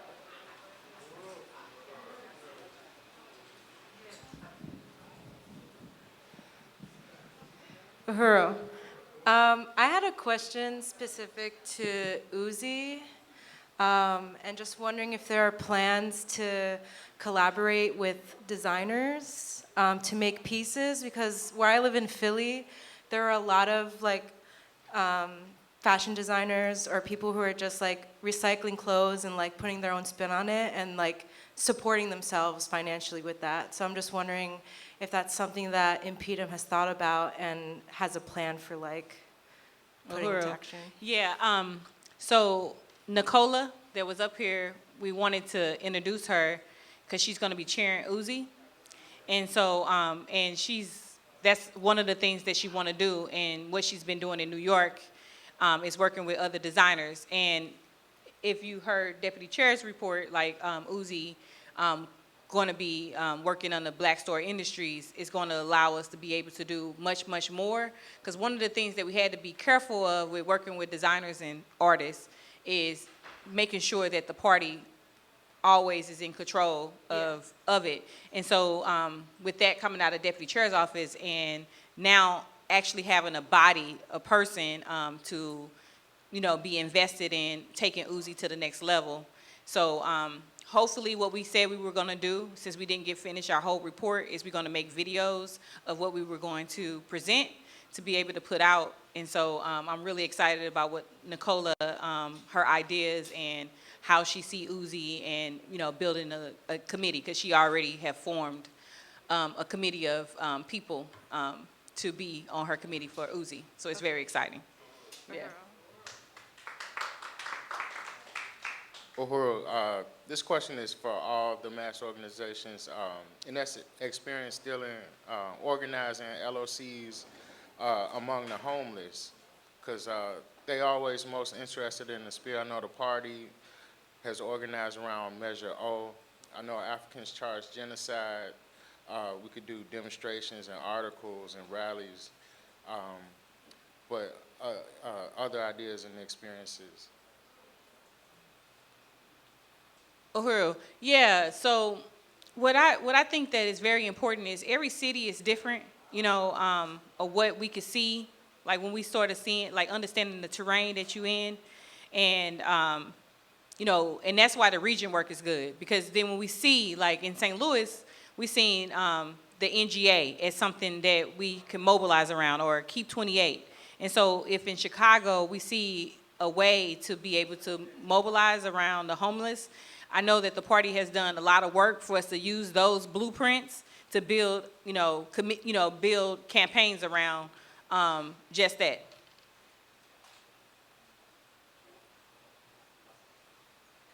Uhuru, the time's up. The question, this question of homelessness is fundamental. And it represents a serious crisis of the social system. Housing affordability, the relationship of money to shelter. As a human right, it doesn't exist. If there's no profit involved in it, it doesn't happen. In San Diego, when I was last there, I saw, what looked like miles of tents on the side of the streets where homeless people had been pushed to. And the city had a program that if you got the right form, they would give you a tent. You understand? This is a homeless, you can get a free tent from the city. But if you didn't have the right part of the program, then you had to buy your own tent.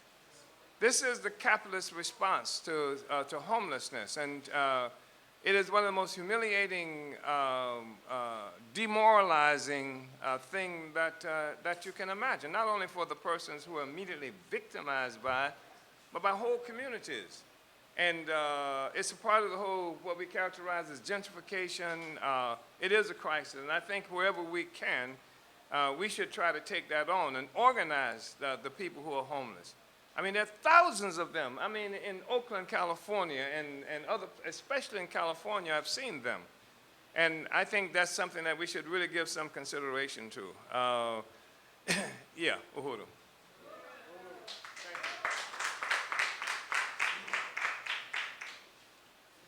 All right, Uhuru, thank you to our panelists, our president, Kalambai Internet, and Yedide Urmila.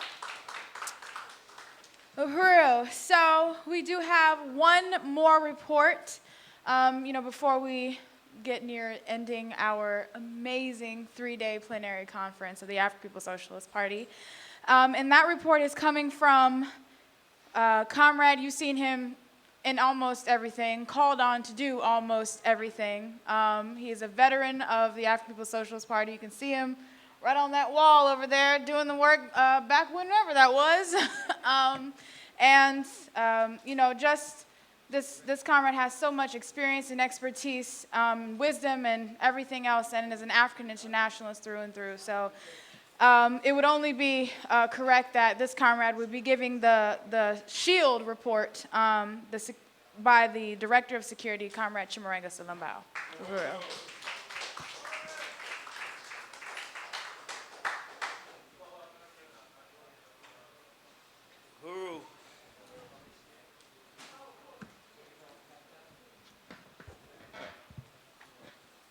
So this is more training than a report, and I just want to salute Chairman Omali Shatella and Secretary General Luezi, Deputy Chair Ona Zane Ishatella.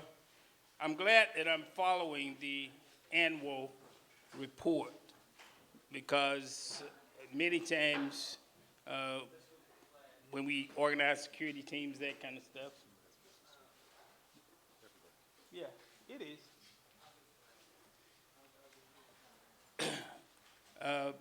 Many times women kind of shy away from being part of security.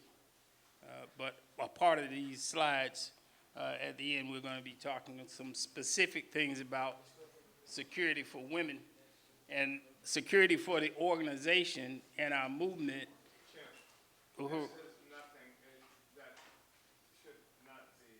No, this is very general, so I don't think it's anything that's sensitive.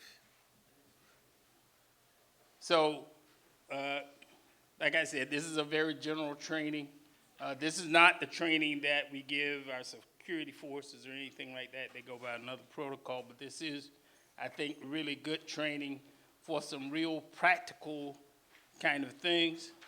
And we're going to need it because we have an organization, the African People's Socialist Party, leading, that is the advanced detachment of the African working class. And there is no way we can assume that we are not going to come under more and more intense attacks. Well, what is the best security against state attacks? The best security is in the masses of the people. Having the people organized under African internationalism is the key to our security, because the masses of the people can do many, many things to help us in our security endeavors. So within the context of this imperialist crisis, where you see never-ending wars, and of course one of those wars is against the African Revolution, many times taking military form and sometimes in the form of ideas but we have to be prepared on many, many levels to be trained in security and give our whole movement a security awareness and consciousness that we take with us everywhere. So it's going to be a required thing going forward. We should always be security conscious, and many of these things will seem like, that we talk about, might seem simple, but my experience has been that when it's time to exercise that training, many times we have not answered that call. So I want to just talk again about the real crisis of imperialism. And part of that crisis, of course, is ongoing police murders against African people and the worldwide war that the U.S. is carrying out against colonized people. When you see the bourgeoisie at war with itself, putting a U.S. president on trial in an impeachment trial, you got crisis in imperialism. When you see Brexit, the UK trying to split from using the so-called Brexit from the European Union, you see crisis in imperialism. So we have to be prepared as this crisis reflects itself against us as state attacks. We have to be really prepared. Next slide. So the U.S. occupation in Afghanistan, Iraq, it still continues, although they claim every time I read a newspaper, they're saying how they are withdrawing. And then the next day you read, well, 5 U.S. soldiers get killed. Well, how are they withdrawing? So we see this kind of occupation, and of course, there's an occupation of the police, which is the army on a local level, carried out in the African community. And this picture is, of course, is the Iranian masses in upheaval, and imperialism is certainly, Iran is definitely an enemy of imperialism. But imperialism still remains very dangerous, notwithstanding its crisis.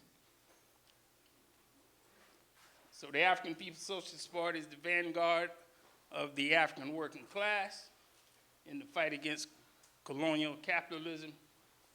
So we are fighting this on practical and ideological fronts. That's a picture of the chairman at the at the Oxford presentation, Oxford, so-called Oxford debate. I think the only debate that was actually being held was the one that the chairman was doing. But they called it the Oxford debate, and this particular video, I think, has gotten 2 million views, something like that.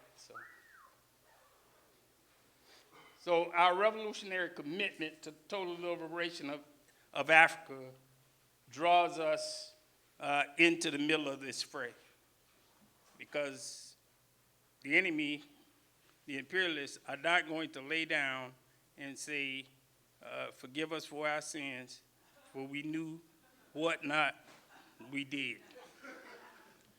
So we're going to have to be prepared through security. Next slide. So security inside of an organization, one of the best ways that we guarantee security is through the organizational principle of democratic centralism. Because one of the ways that you can spot informants is when they don't go by this, because they're going by something else, because they're going by another kind of agenda. So they're not going to be carrying out the work like they're supposed to be carrying out. What they're going to be doing is pulling people aside, talking crazy stuff about guns and all of that. And those are the kind of things that we're going to have to be really aware of. Next slide. So I want to talk on a practical level about some security concerns. I mentioned earlier that some of this is going to be really practical, some of the things that we've seen, particularly encounters with the police. As many times as we've, stop it right there. As many times as we've talked about what to do when you are encountered by the police, a former member of the party not only gave the police a statement, he wrote one. That was incredible. Like, I was just trying to give my side of the story. You don't have a side of the story. The only side of the story is the one the police tell, and that's why you be quiet. So your silence is going to be a key in any kind of traffic stop, particularly when they start talking about arresting you. So this one is about traffic stops when you're in a car. And this is really important going forward, because you're probably going to see in the midst of the deepening crisis of imperialism, they're going to use police stops in cars, on bicycles, knocking on your door at your house. The state is going to do a lot of work to undermine what we're doing. So when you are stopped by the police, and I got a lot of this from ACLU, a lot of other websites, when you're stopped by the police in your car, do not get out of the car unless they ask you to get out. The only thing you should be doing, because when they come up to the car, they're going to say, give me your license and your registration. Give them the license and registration. Don't start saying, well, I was going to my grandmother's house, and because that's what a lot of people do. Well, I was just going down the street. I was going to my grandmother. Nope. They ask you for the ID, for the registration. Give them the ID and registration, and be quiet. Don't answer any questions they don't ask. If they don't ask you about your grandmama, then don't start talking about your grandmother. Don't debate with the police. Now, why do I say don't start a debate with them? For example, I had a friend who, many years ago, was stopped by the police. I guess it was a state trooper in Georgia. Middle of the night, her and her mother. And the police said, you were speeding. And she started arguing about how she wasn't speeding. Then her mother joined in to the debate about how she wasn't speeding. Then the police said, get out of the car and come back here with me. I was like, are you out of your mind? You are in the middle of nowhere. Nobody, no witnesses, no nothing. But you are holding the debate about a traffic ticket? Let them give you the ticket, sign it, so you can leave. You want to end that encounter. That's where I'm trying to go. Without a debate, without answering questions that you are not asked, get the ticket and leave. Now, just because you're pissed off don't mean you don't sign the ticket. Because not signing the ticket is obstruction.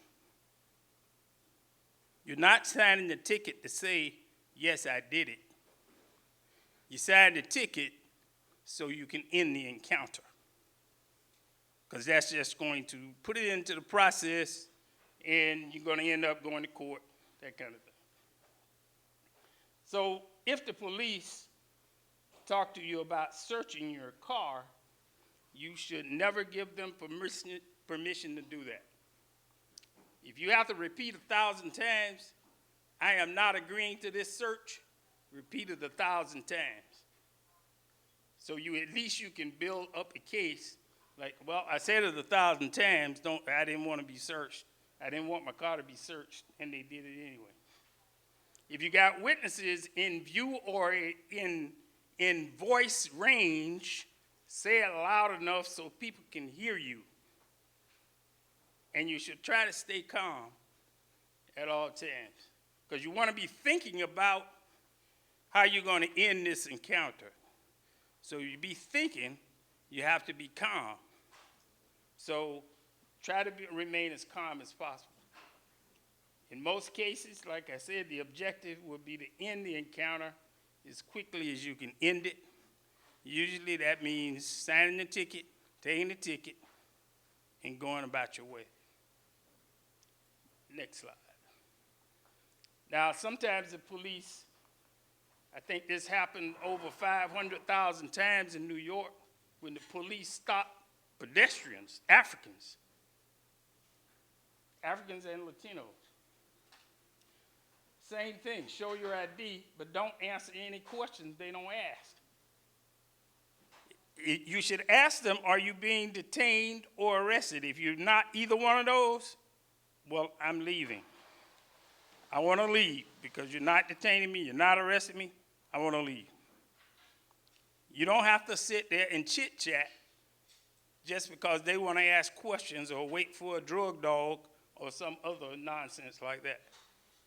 You should ask, are you being arrested? Are you being detained? If neither one of those is happening, you should be checking your surroundings for witnesses. And the police can also ask you about being searched if you're a pedestrian. And you want to repeat, I do not agree to being searched. I don't want you to search me. I don't agree to this search. And particularly if witnesses are in view or in earshot, you want to make sure the witnesses hear that. Just keep repeating, I don't agree to this search. So as the encounter is happening, you also want to be thinking. So again, you got to stay calm because you want to be thinking about, well, if this thing ends in an arrest, who am I going to call? And of course, we are political forces, so we're going to call, and that call might not be able to be made until we actually are in custody, but we want to be calling the movement and saying, this is what's happening. In most cases, your objective will be to end that encounter as quickly as possible. There was a case in St. Pete, before I talk about bicycles, there was a case in St. Pete where an African man got a ticket for walking the wrong way on the road. This is serious, I'm not kidding. This actually happened in the city of St. Pete. The guy gets stopped, the police say, I'm giving you a ticket because you're walking the wrong way on the street. Now, of course, the guy was incredulous, like, what?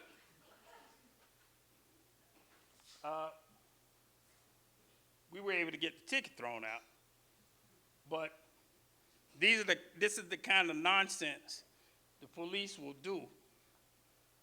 Sometimes just to keep African people as colonial subjects, they carry out this kind of harassment. So if you're not being detained, if you're not being arrested, I want to leave. I'm leaving. So remember, you're not going to consent to any search. By the way, I've heard the story many times. People tell me that they answered the police questions because they wanted to tell their side of the story. I don't know how many times I've heard that. And what I tell them is, you do not have a side of the story. Your lawyer tells your side of the story. You don't tell it. You be quiet. You demand to have a lawyer. So this is really important. Stops on bicycles. Now, I made a little note over here in yellow, and I made that note because a lot of African people, particularly in this city, I don't know about yours, but in this one, a lot of Africans ride bicycles. A lot of them. And a lot of them get stopped. And according to this bikeleague.org, and I'm only saying this because this is the pretense by which the police can use to say, I'm stopping you because you rode on the wrong side of the road. You're supposed to ride in the same direction as the cars because, according to this bikeleague.org, in all 50 states, bicycles have to follow the same traffic laws as cars. So if the cars are on the right, of course, in the U.S., the bicycle's supposed to ride in the right lane too, going right. This is important to know because if you ride in the left lane, that offers the opportunity for them to say, you're going the wrong way. Now, it probably doesn't have anything to do with you going the wrong way. But it does offer them the opportunity to say, that's why I stopped you, because you were going the wrong way. Can I search you, by the way, since we're here? Because that's where it's going.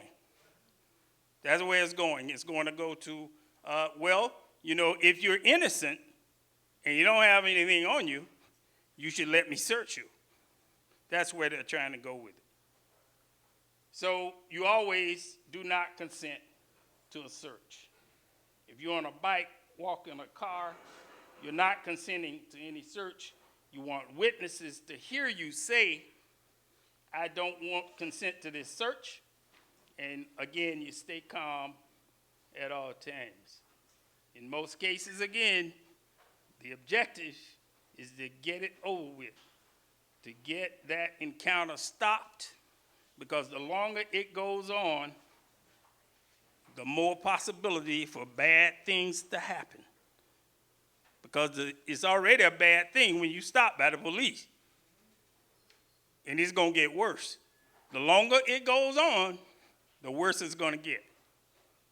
More and more possibilities of some kind of confrontation. This is an interesting one. There was a case just recently in Bradenton of a 70-some-year-old African woman. Police come to her house and say, I have a warrant for Joe Blow. The person they were looking for was her grandson. They weren't looking for her. She said he's not here, and they pushed her out of the way and entered her house anyway, and she ended up getting arrested. Benjamin Crump is now defending her, the ambulance chaser, Benjamin Crump, and he'll probably get her some money. But these are very important kind of things to know. You're going to talk to them through the door and ask to see their ID. Do not say, come on in. Why would I say don't invite them in? Anybody got an idea why you wouldn't say, well, come on in. We don't have to talk at the door. Because when they leave, something might be in there that you didn't have in there before they got there. That's why you want them outside.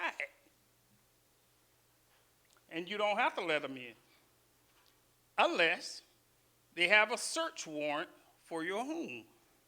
If they have a search warrant, you should read it carefully, and you can ask them to show it to me through the window or slide it under the door. You should make sure that it doesn't have specifics, such as this is a search warrant for the front bedroom. If the search warrant is for the front bedroom, that's where they're supposed to be going. Now, does that mean they're going to stop there? No, it doesn't. But at least you're watching them, and you're knowing exactly what the search warrant says, so you want to make sure that you know the details in the warrant. Tell them to show it to you. They can show it to you through the window. If they have a warrant for a search, let them in and make note where the search can take place. It may say specific rooms. Do not answer any questions. Just because they have a search warrant doesn't mean you have to answer their questions. You still don't have to answer. You don't have to talk. And you shouldn't talk. You should be quiet. But you should be taking notes. If you're being arrested, then you continue to remain silent. You should continue to remain silent. you should always remain silent. That's in the Bible, by the way. In Romans 10, it says, remain silent if the police ask you questions. Now, this is an interesting thing about that I just found out. If your rights are not read to you, it does not mean the police won't arrest you. What it's supposed to mean in U.S. jurisprudence is that any statement you give not Mirandized, in other words, reading your rights, if your rights are not read to you, any statement you gave with your rights not read to you, supposed to not be admissible at trial. I want you to hear that clearly because they can still ask you questions, but it doesn't supposed to be admissible. Does that mean that's the way it's going to go? No, it doesn't. It doesn't at all. A lot of people come to us and say, you know what? They never read me my rights. It's like, yeah, well, okay. That's the police. But you can be guaranteed when you get into a courtroom, you know what they're going to say? I put handcuffs on him, then I read him his rights. That's what they're going to say.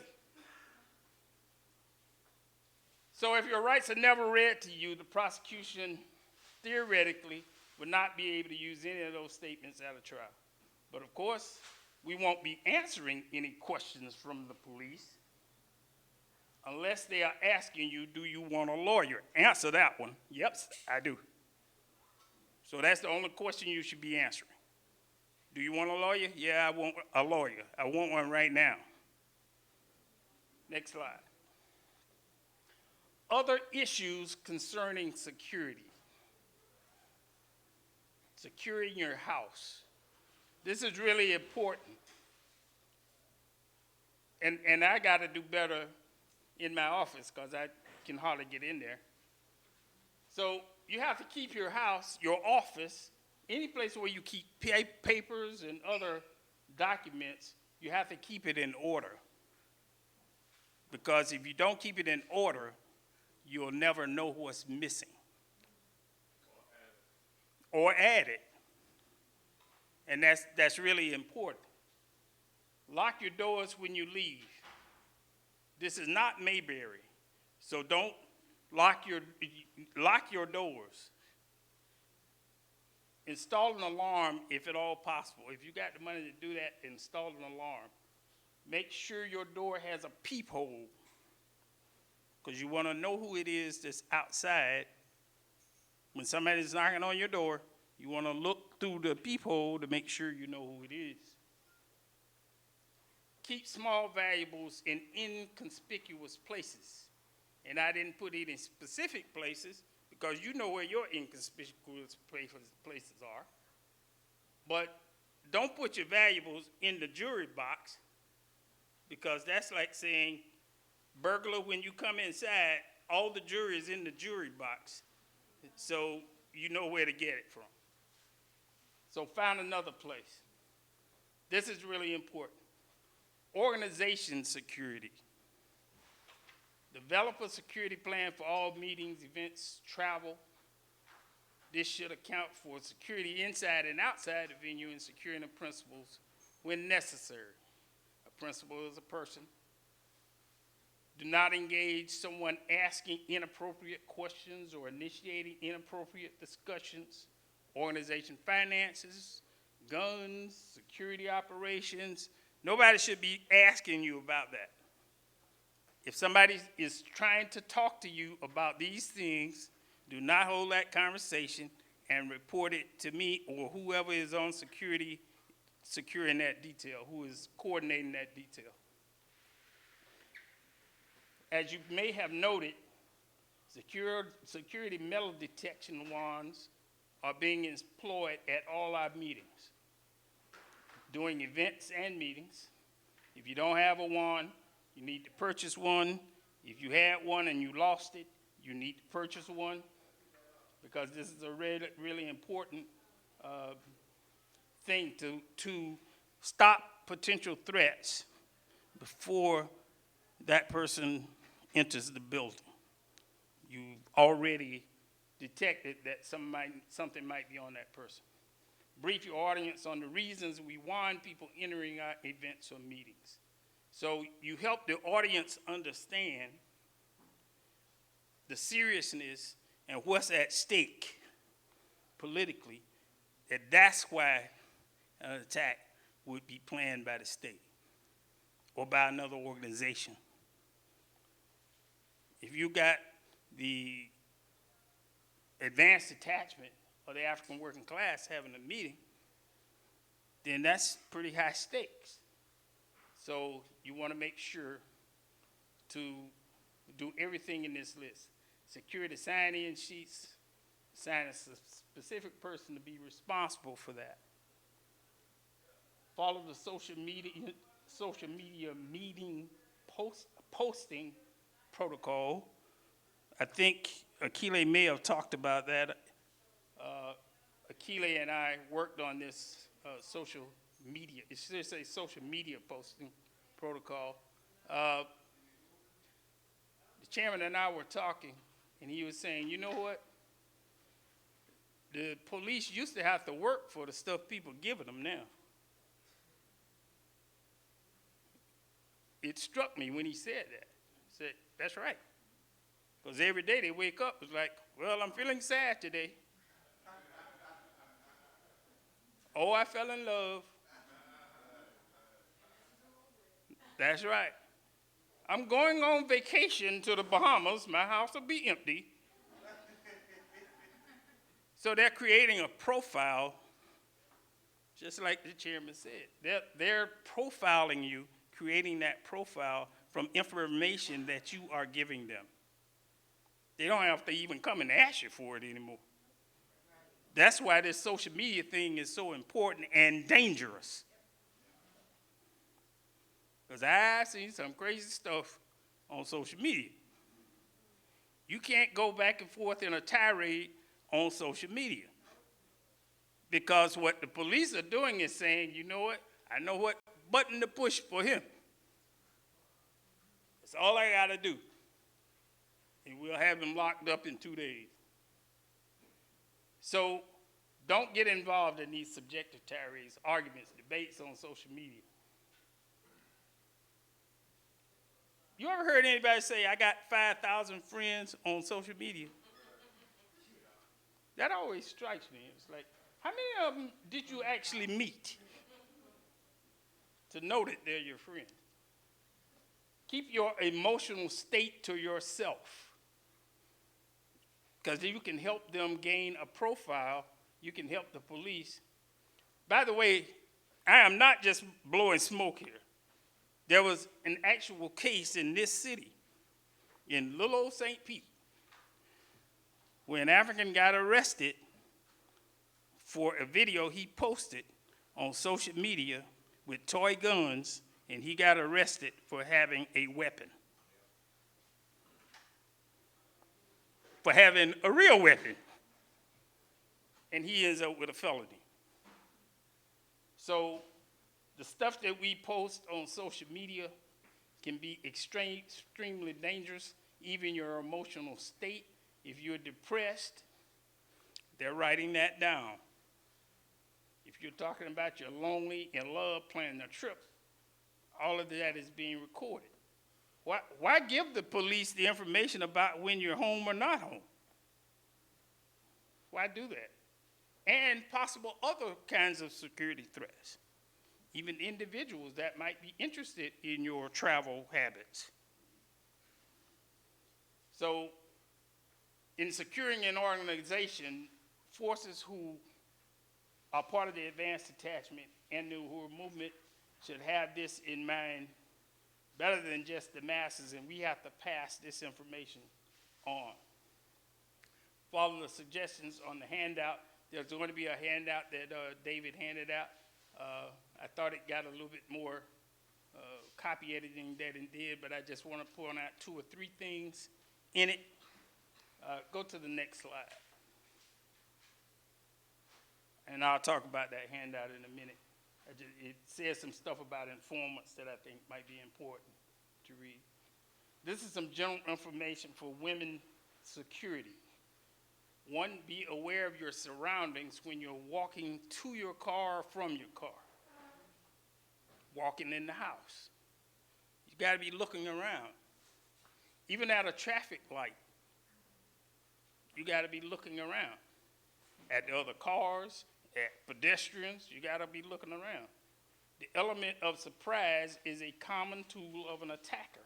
Stay always on the alert. Chairman was pointing out some things to me the other day, and I want to talk about those in a minute. Carrying a purse can be dangerous. I was looking at a video about 3 weeks ago of a purse snatching. This woman was walking down the street, and she had her purse on her shoulder. The guy pulls up about 100 feet from her, stops his car. He starts trotting, and when he gets to her, he just pulls the purse, and she falls. He's almost dragging her. He pulls the purse off her arm and runs back to the car. If you don't have to carry a purse, and, you know, yes, you have eyeliner and all that, but see if you can tote it in a wallet that fits in your pocket. Yes, purse, handbag. It's a target. It's a target for somebody. It's a bigger target than just your body, and it's more inviting because the people see your purse and they're like, well, it's money in it. So never get in the car with a subject trying, and this is really important because a lot of people say, well, if he got a gun, of course I'm going to get in the car with him. If he got a gun, start running. But do not go with them. You cannot leave the scene in the car with somebody who is an attacker. You can't.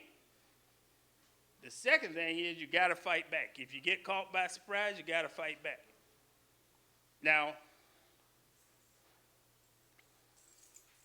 this is a weapon.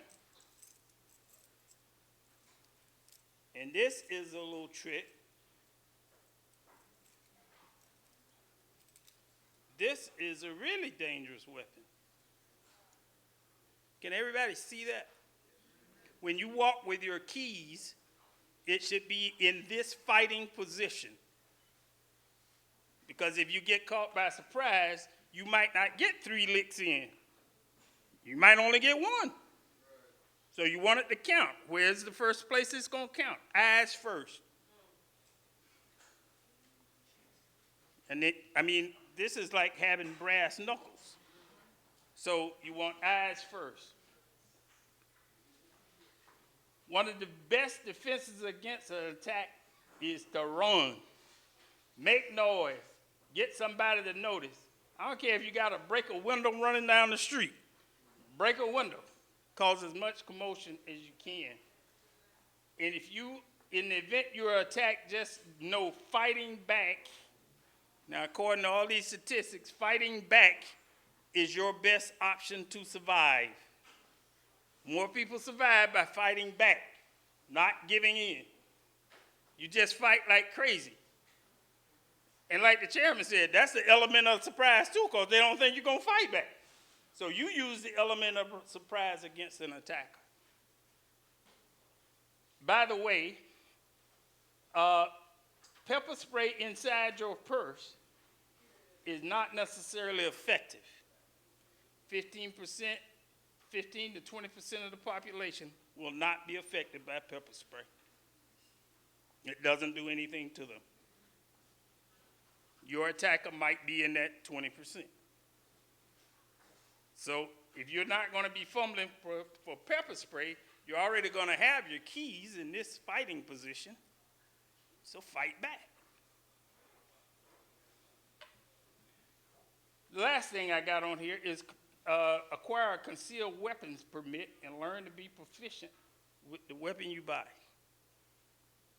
Now, I heard people say, well, I don't like guns. don't want guns around my kids. Yeah, but in the world outside of yours, there's lots of people who say, well, I like guns because I'm a robber. I'm an attacker. So, and this should have nothing to do whether you like it or not. It's like breathing air. You're not running around saying, I like to breathe air. It's a necessity. You got to do that to stay alive. So you should look at this the same way, that it's a necessity. I got to have it. And of course, a weapon is only going to be as good as the person behind it. A reporter asked me one time, what do you think about the proliferation of weapons in the black community? And I said, well, I think they're shooting at the wrong people. It's not the proliferation of weapons that's the problem, because guns don't shoot themselves. People do that. So you have to be prepared. All of these things that I just named are being prepared for an attack, security threat, and so on and so on. I want you to turn to page 2, and this is not something that we wrote, but it looks like something a student wrote maybe in December 2019, but you know, it was good information that was sent to me. And I wanted you to go to that section that says there are 4 types of informants used by law enforcement. The basic lead informant, ex-wives, ex-girlfriends, ex-employers who want to get even. People call the police on you when they want to get you back. And they can also be informants. Be easily swayed. Hey, they asked me to get this person back. That I've been wanting to get him back forever. And I'm going to get paid for it. The participant informant, usually a go-between or arrestee turned informant who helps police instigate a sting. This goes back to what I was saying earlier about the people are the best security we have. I have been personally informed about 2 informants that were in our movement. You know how I found out? From total strangers who saw them in court, who came to the whorehouse and said, y'all got a snitch in y'all organization? I was like, tell me their name. Who is it? The snitch disappeared.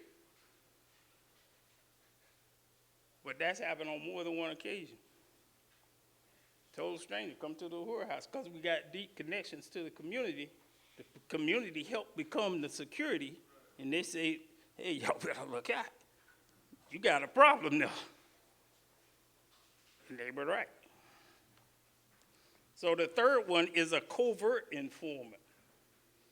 Usually someone deep inside an organization with a falling out or difference of opinion and wants to provide spot intelligence over a period of time.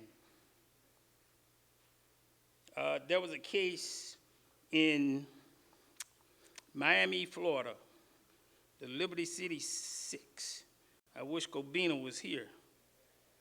The Liberty City 6 were 6 Africans who got arrested on terrorism charges, sedition charges, and attempts to overthrow the U.S. government was the charges. A snitch, an informant, had lured them into some kind of agreement, and I'm very clear that they didn't have the capacity or the will to carry out what was being discussed with them, to bomb the Sears Tower in Chicago. I mean, the people were borrowing water from their neighbors. and these guys end up getting arrested on sedition charges. One of the people that they called their mentor went to the FBI and said, I can give you intelligence on these guys, because he was a little upset that they were talking to the informant about getting money, so he said he volunteered himself as an informant. By the way, this was in the newspaper. This was not something secret. So these kind of informants can take many, many forms. D is the accomplice witness informant. Usually a co-defendant in a criminal case who agrees to testify for the prosecution and or do one last undercover operation by being wired for sound. There was a guy that came here one time. He said, I need y'all help, because I've been telling the police on these people, now they want me to tell on somebody else. You don't need our help. No, you better go to the church and pray. Before you came up with the idea that you was going to be an informant, now you want us to save you. That ain't happening. So informants come in all forms. So an informant isn't going to let you know that they're an informant.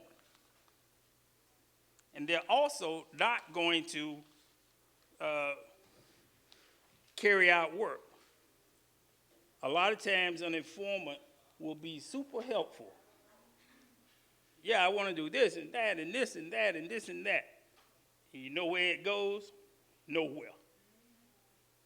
So right in the middle of when you need it most, the informant disappears. And nothing has been done except destroying the organization.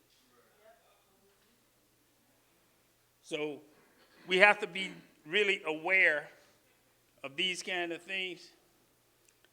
Just want to talk a little bit on page 3 about here are 3 mistakes flips informants usually make. They want access from jump. As soon as they join, they jockey for a position that allow access to data, such as membership lists and accounts information, and are super helpful, offering to ferry people to protest and take them home afterwards. They want access to those people so they can be talking to them.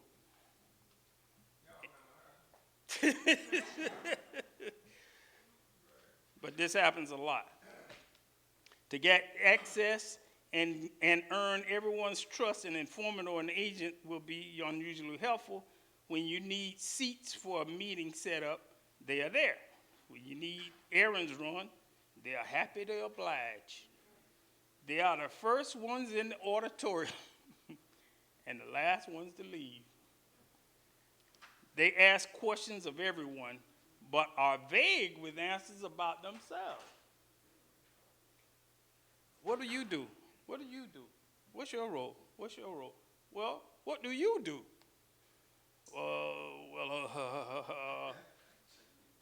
Then it gets all vague. And then when they do reveal anything about themselves, it's scripted, carefully crafted cover designed to throw you off of any real identity.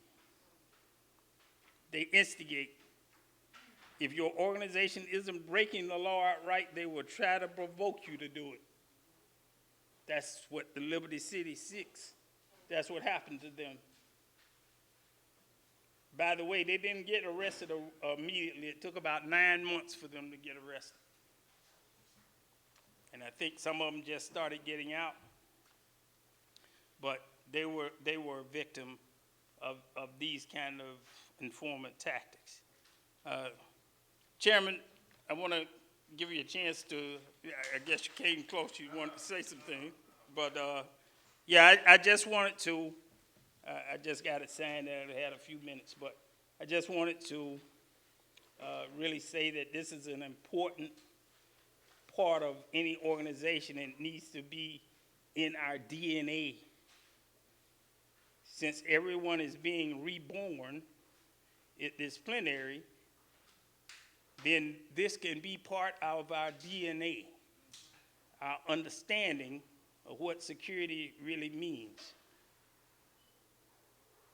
The army we're trying to build is the army of the masses, who is our best protection.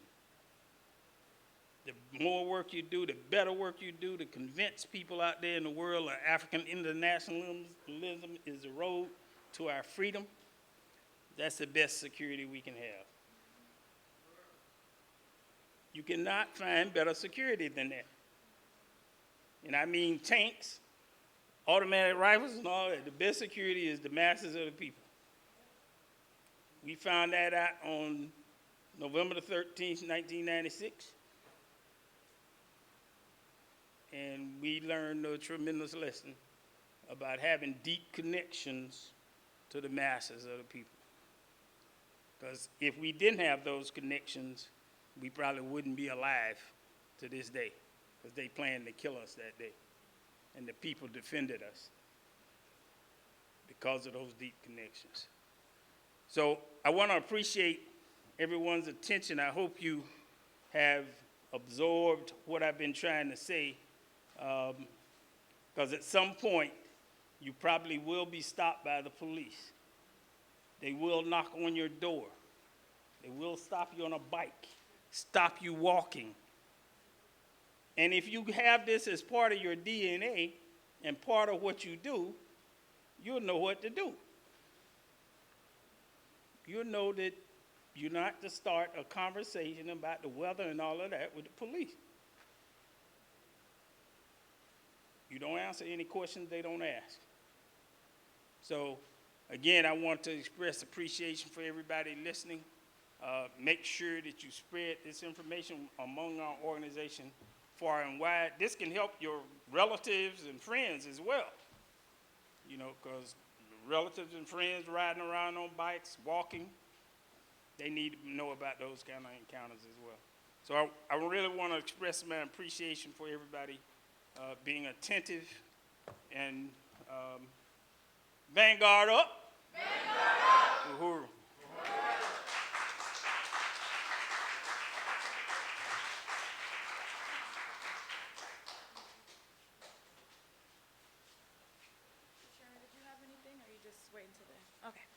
Uhuru, comrades.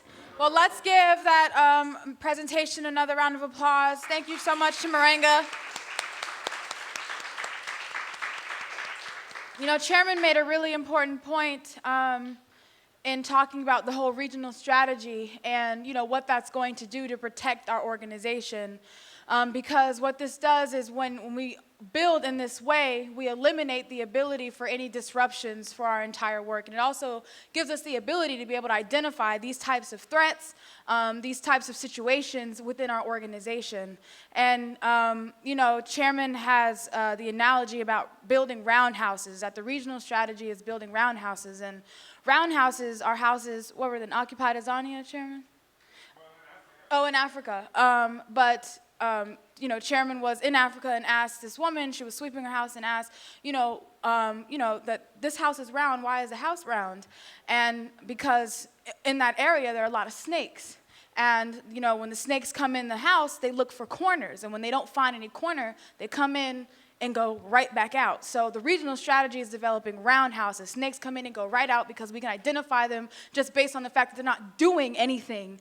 And the regional strategy is calling people to do something, to be a member of the party, to actually engage in the work every single day. And by virtue of just doing that, you know you're not selling the Burning Spear newspaper, you're not out there organizing, getting contacts, calling the people, fundraising in your area. If you know you're not doing that, then you probably got a snake somewhere in your organization.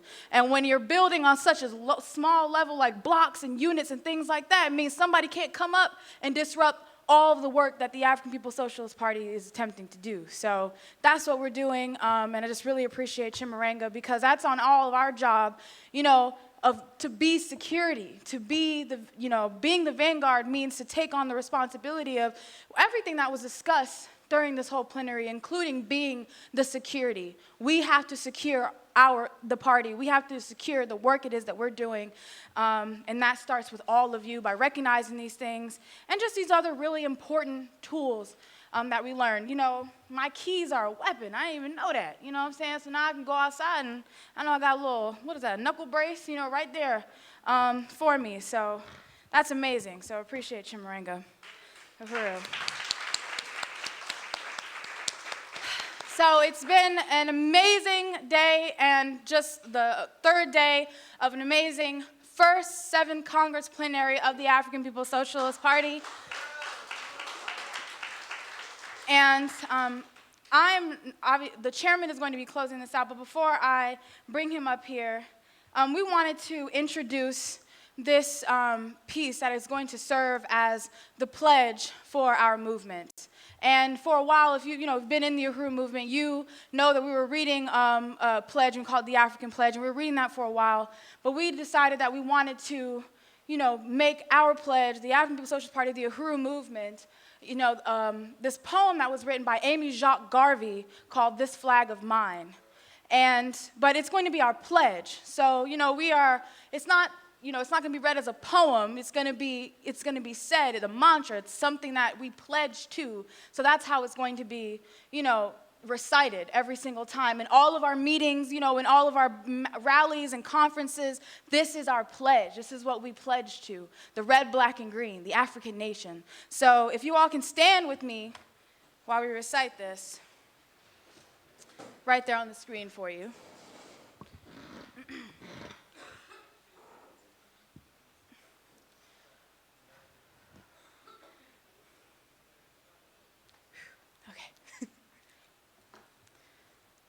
Regardless of what is told of it, here's to this flag of mine.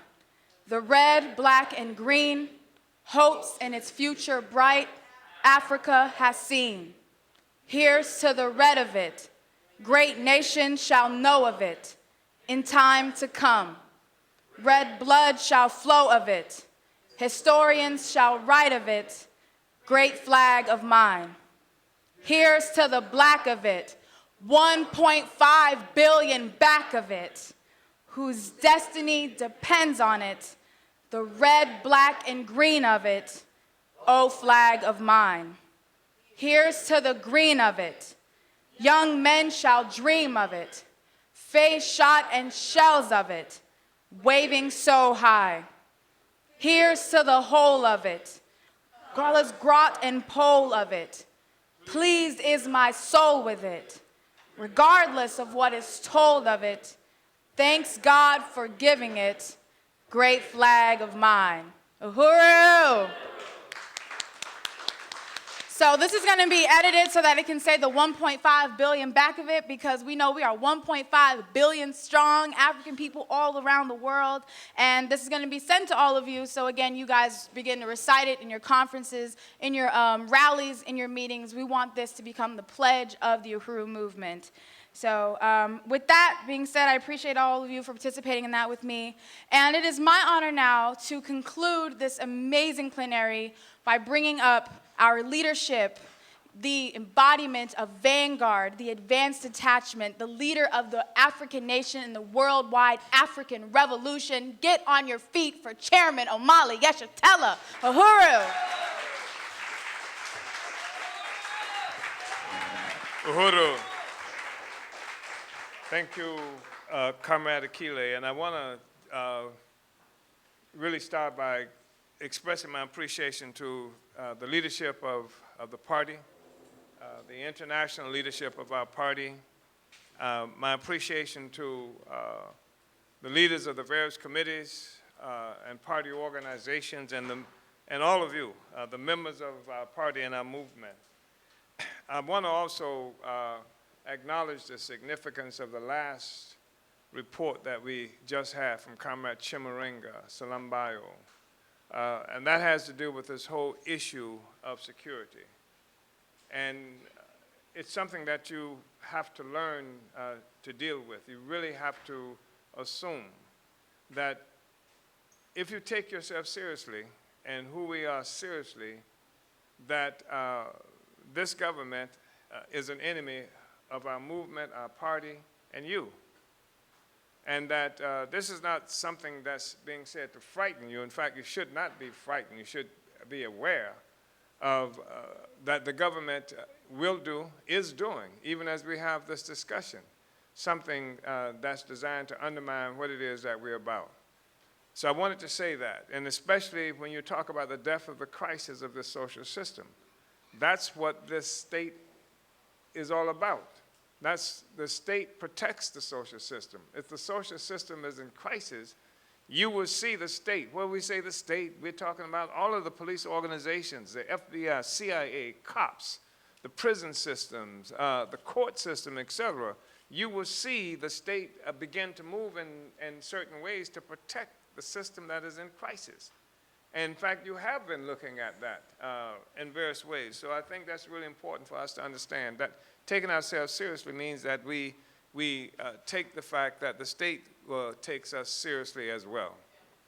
And one thing that we have had as a kind of advantage, I believe, up to now, is because the state has convinced itself at different times that the big threats are coming from people who are talking about the guns that they want you to talk about, and et cetera. And so if you're not bullet mouthing, and we aren't, most of the time, sometimes they won't immediately see us as that kind of threat. So that's advantageous. I also want to make the statement about what Chimaringa was saying about women and security. He showed you the thing with the keys. That's serious. It is serious. But a problem most often, or very often, is that women are taught to nurture and not hurt. And there's too often, I believe, a hesitancy on the part of women to actually inflict damage on somebody. And you have to really assume that if you're being attacked, somebody intends to do very, very bad things to you. We remember a woman, and perhaps it was in California, I think it was some years ago, this woman who was kidnapped, a young woman, and raped. And Chimaringa mentioned, always fight back, and raped. And the person raped her, left her in a ditch, and he cut off her arms. And I mean, people will do horrible things. If you're attacked, you don't want your arms cut off. You don't want horrible things cut off. You cannot make the assumption that if you don't fight, maybe he won't hurt you so badly. If you're attacked, the intent is to hurt you, harm you in very serious ways, and you must have enough respect for yourselves, for your freedom for this movement, but you have to be able to care enough about yourselves, and women are taught not to in that way. And so you have to really be capable of inflicting damage. And those keys can inflict damage in the eyes, in the nose, rip them.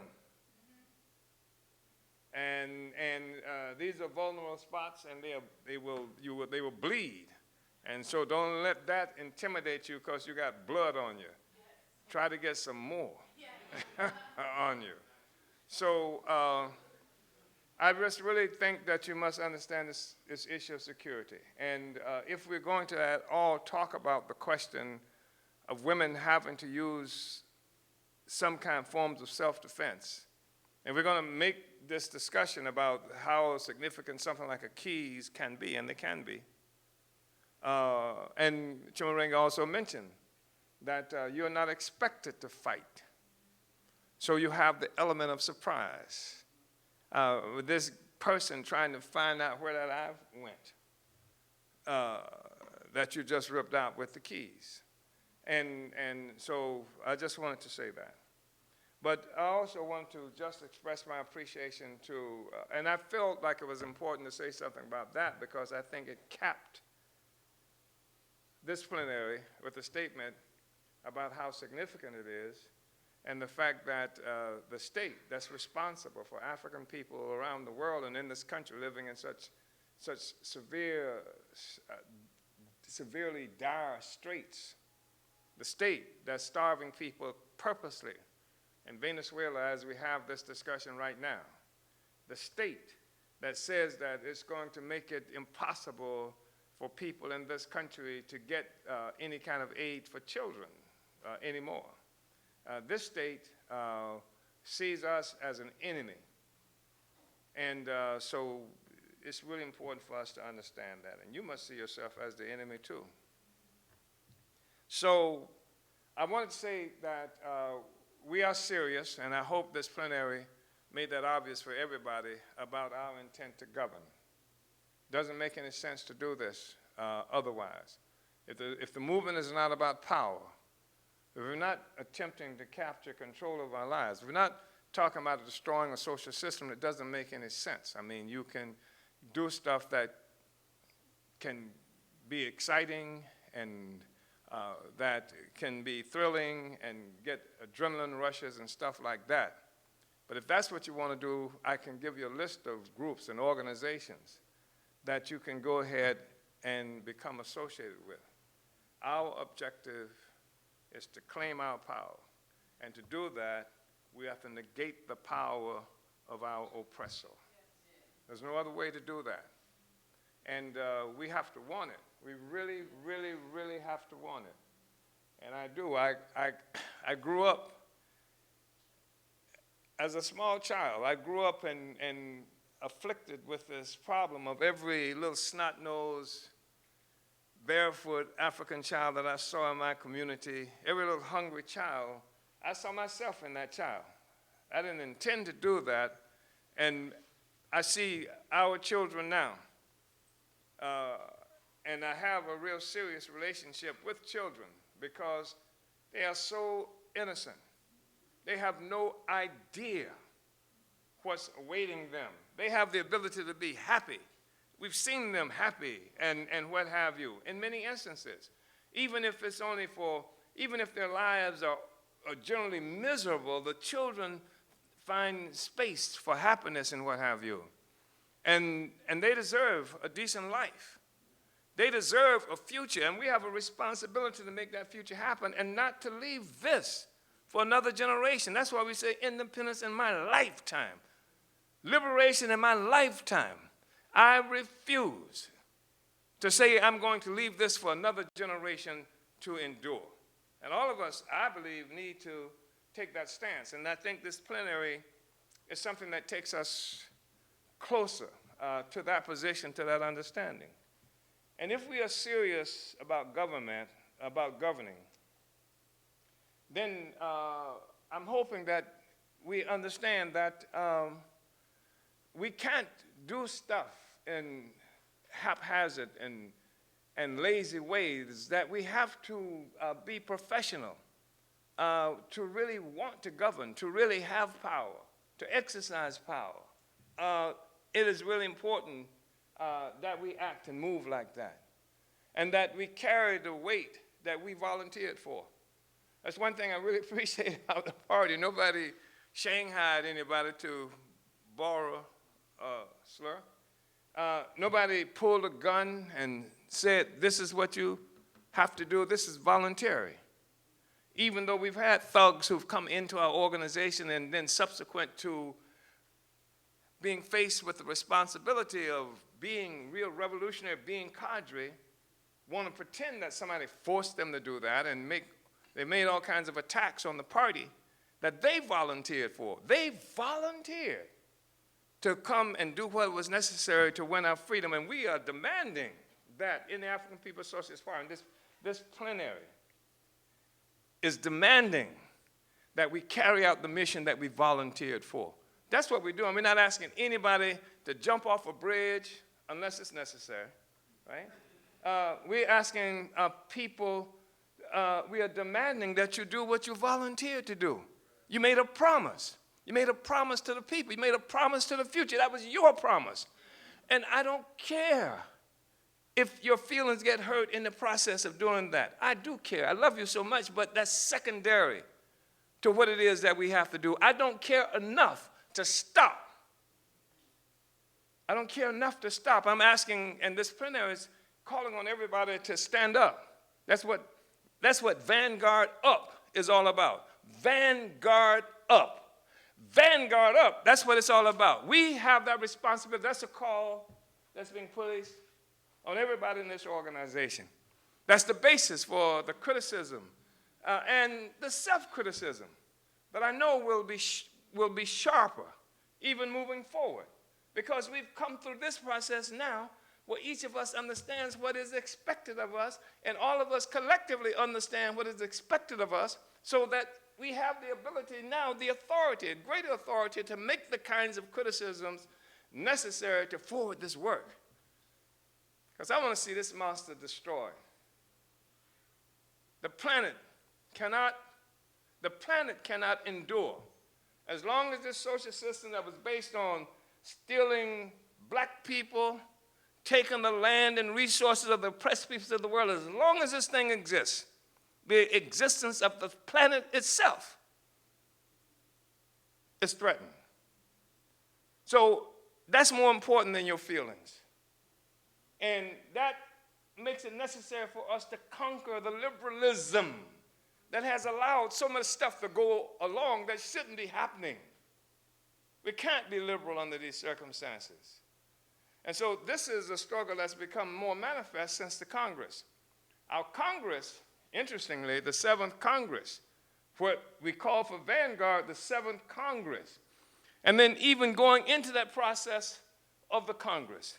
And certainly at the time the Congress made itself manifest, we saw rats. They wouldn't say they were rats, though. They still wanted to pretend they were the people who did everything they could to attack the party, to attack the revolution, to attack the future. They're saying, stay where you are, continue to live under these circumstances so the people won't have a future, so that the workers and toilers of the world will not be able to be emancipated, so that Africa will never be free. That's the statement that they make. And when they are even in our work, and we're trying to move forward, and they're dragging their feet of trying to hold us back, that's the statement that they're making objectively. It is unity with imperialism. It is unity with neo-colonialism. It's neo-colonialism in our ranks, because it's an obvious desire to maintain the status quo where the African petty bourgeoisie, or those who are akin to the petty bourgeoisie, can have what it needs, they need, but the masses of working and oppressed people will be locked in this misery. I say misery, and that's an understatement. When you got gangs of people who are working for imperialism, who using rape as a weapon all over Congo, when you see mass graves being imposed on people, you see starvation of entire countries. Look at what they're doing in Venezuela. Look at what they're trying to do with Iran. Look at what they're doing to all of Africa. They've determined that Africa should never, ever, ever be free or have a future.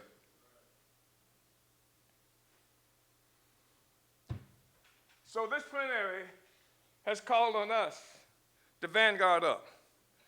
Put your, what is it? Your money where your mouth is, right? And to move beyond this place that we see. We participate with some very smart people in the movement, in the struggle and what have you. And if you don't believe they're smart, ask them. But they are not about to challenge the social system itself. And this has been something that we've done since our inception. And I'm proud of that. And that's how we've gathered so much development. We've developed as a consequence of never ending this struggle, never stopping, never stopping. And that's really important. That's where the development comes in. That's where the continuum of this whole revolutionary movement. We are the only organization I'm familiar with that's lasted for more than 40 years, engaged with the objective of overturning the social system. We went through every contradiction they had to throw at us. Lumumba lives in the African People's Socialist Party. Nkrumah lives in the African People's Socialist Party. Mulele lives in the African People's Socialist Party.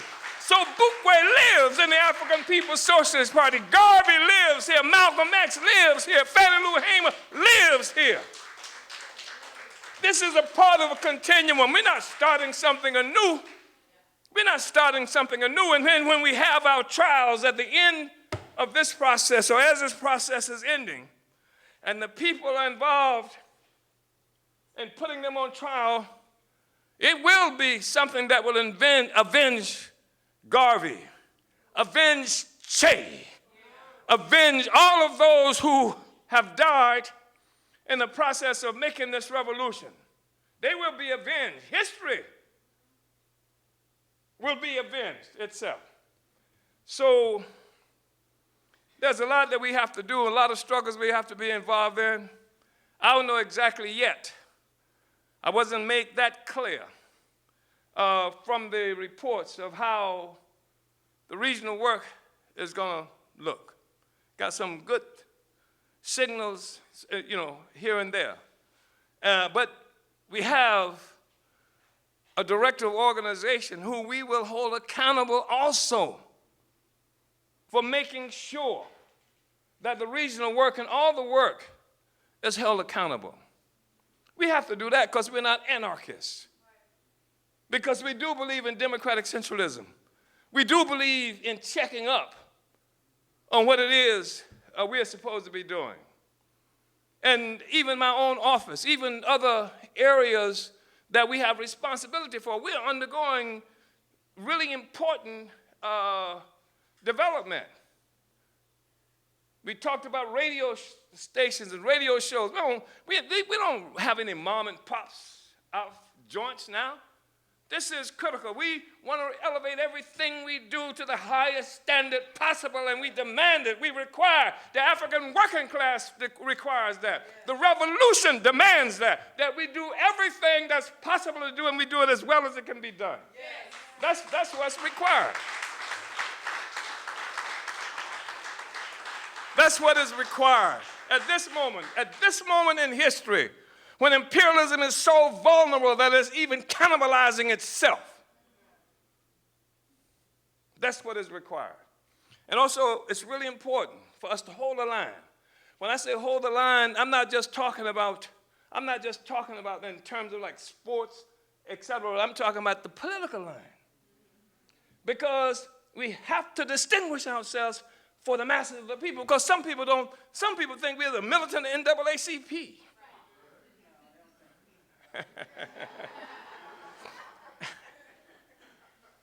But they need to be able to distinguish us from the Green Party. They need to be able to distinguish us. They can't find you otherwise. Why join you? They need to see here are the solutions. The reason that there's a 4101 West Florissant is because of African internationalism. You understand? That's why. That's what must be understood. The reason that we are building in Everton West, in Gauteng, in South Africa, is because of the African internationalism made manifest in the real world in the African Socialist International. That's what has to be understood. Otherwise, they can't find you. Why join you? Why join us?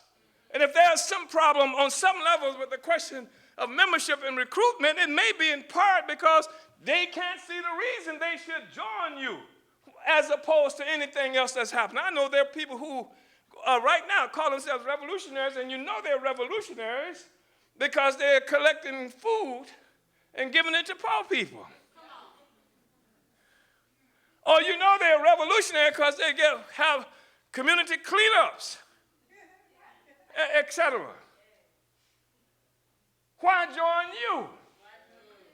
And so we say they join us because we're going to end a system where poverty is permissible. Poverty will be impermissible. Starvation and hunger will be impermissible. That's the social system that we are going to develop, and anybody who works, or any system that works to keep the people poor and hungry has to go. Has to go, has to go, has to go. So I want to just really say that we are making this happen, and this is the burden of the African working class, and a working class that will run from the subjectivism that has been imposed on us and in our lives. Most of the African workers, we're people who came to this meeting, never been on an airplane before. Did you know that? came to this meeting. They live in the United States. Never been on an airplane before they came to this meeting. And I'm not talking about the babies. See. But this is what we're calling for the African working class to do. Ours is a party that anybody who wants to do it can be damn near anything they want to be in this party. You can run a radio station. You never had it before, but damn it, we'll put it in your hands. Do what the people needs done, and you can run it. You can operate a newspaper. You never thought you could do it. Here it is. You can do that. You can operate furniture stores. You can do all these things. All you got to do is want it and carry out the will of the people as expressed to the party. The working class can do anything they want to do here. Yeah. That's what it's about. That's who we are. So that's what this plenary is propelling us toward. It's an extraordinary meeting. I just really want to express my appreciation to everybody who's come, and I know this has been difficult on some levels because we were supposed to have 2 plenaries. That I really wanted to be 1 plenary anyway, but we would have had more time. We should have had more time. We should never try to do this in, 3 days again? Never try to do this in 3 days again. Yeah, never. So thank you so much, my brothers and sisters.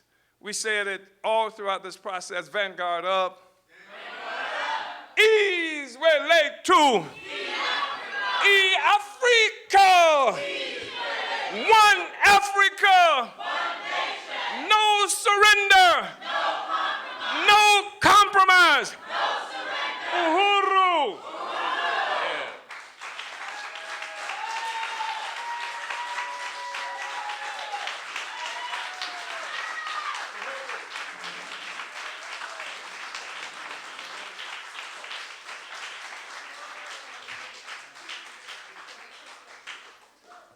Uhuru, comrades. Well, that tops it for this plenary. Thank you all so much for being in attendance. And if you don't have a plane to catch in, the next hour or so, I ask that you stick around and help break down this set that you got to enjoy. Help break it down for us, please. Chairs, tables, pick up your trash. And as an incentive, we got lots of food left. So, if you do all this, work up an appetite, we can feed you afterwards. All right, so thank you all so much. Uhuru!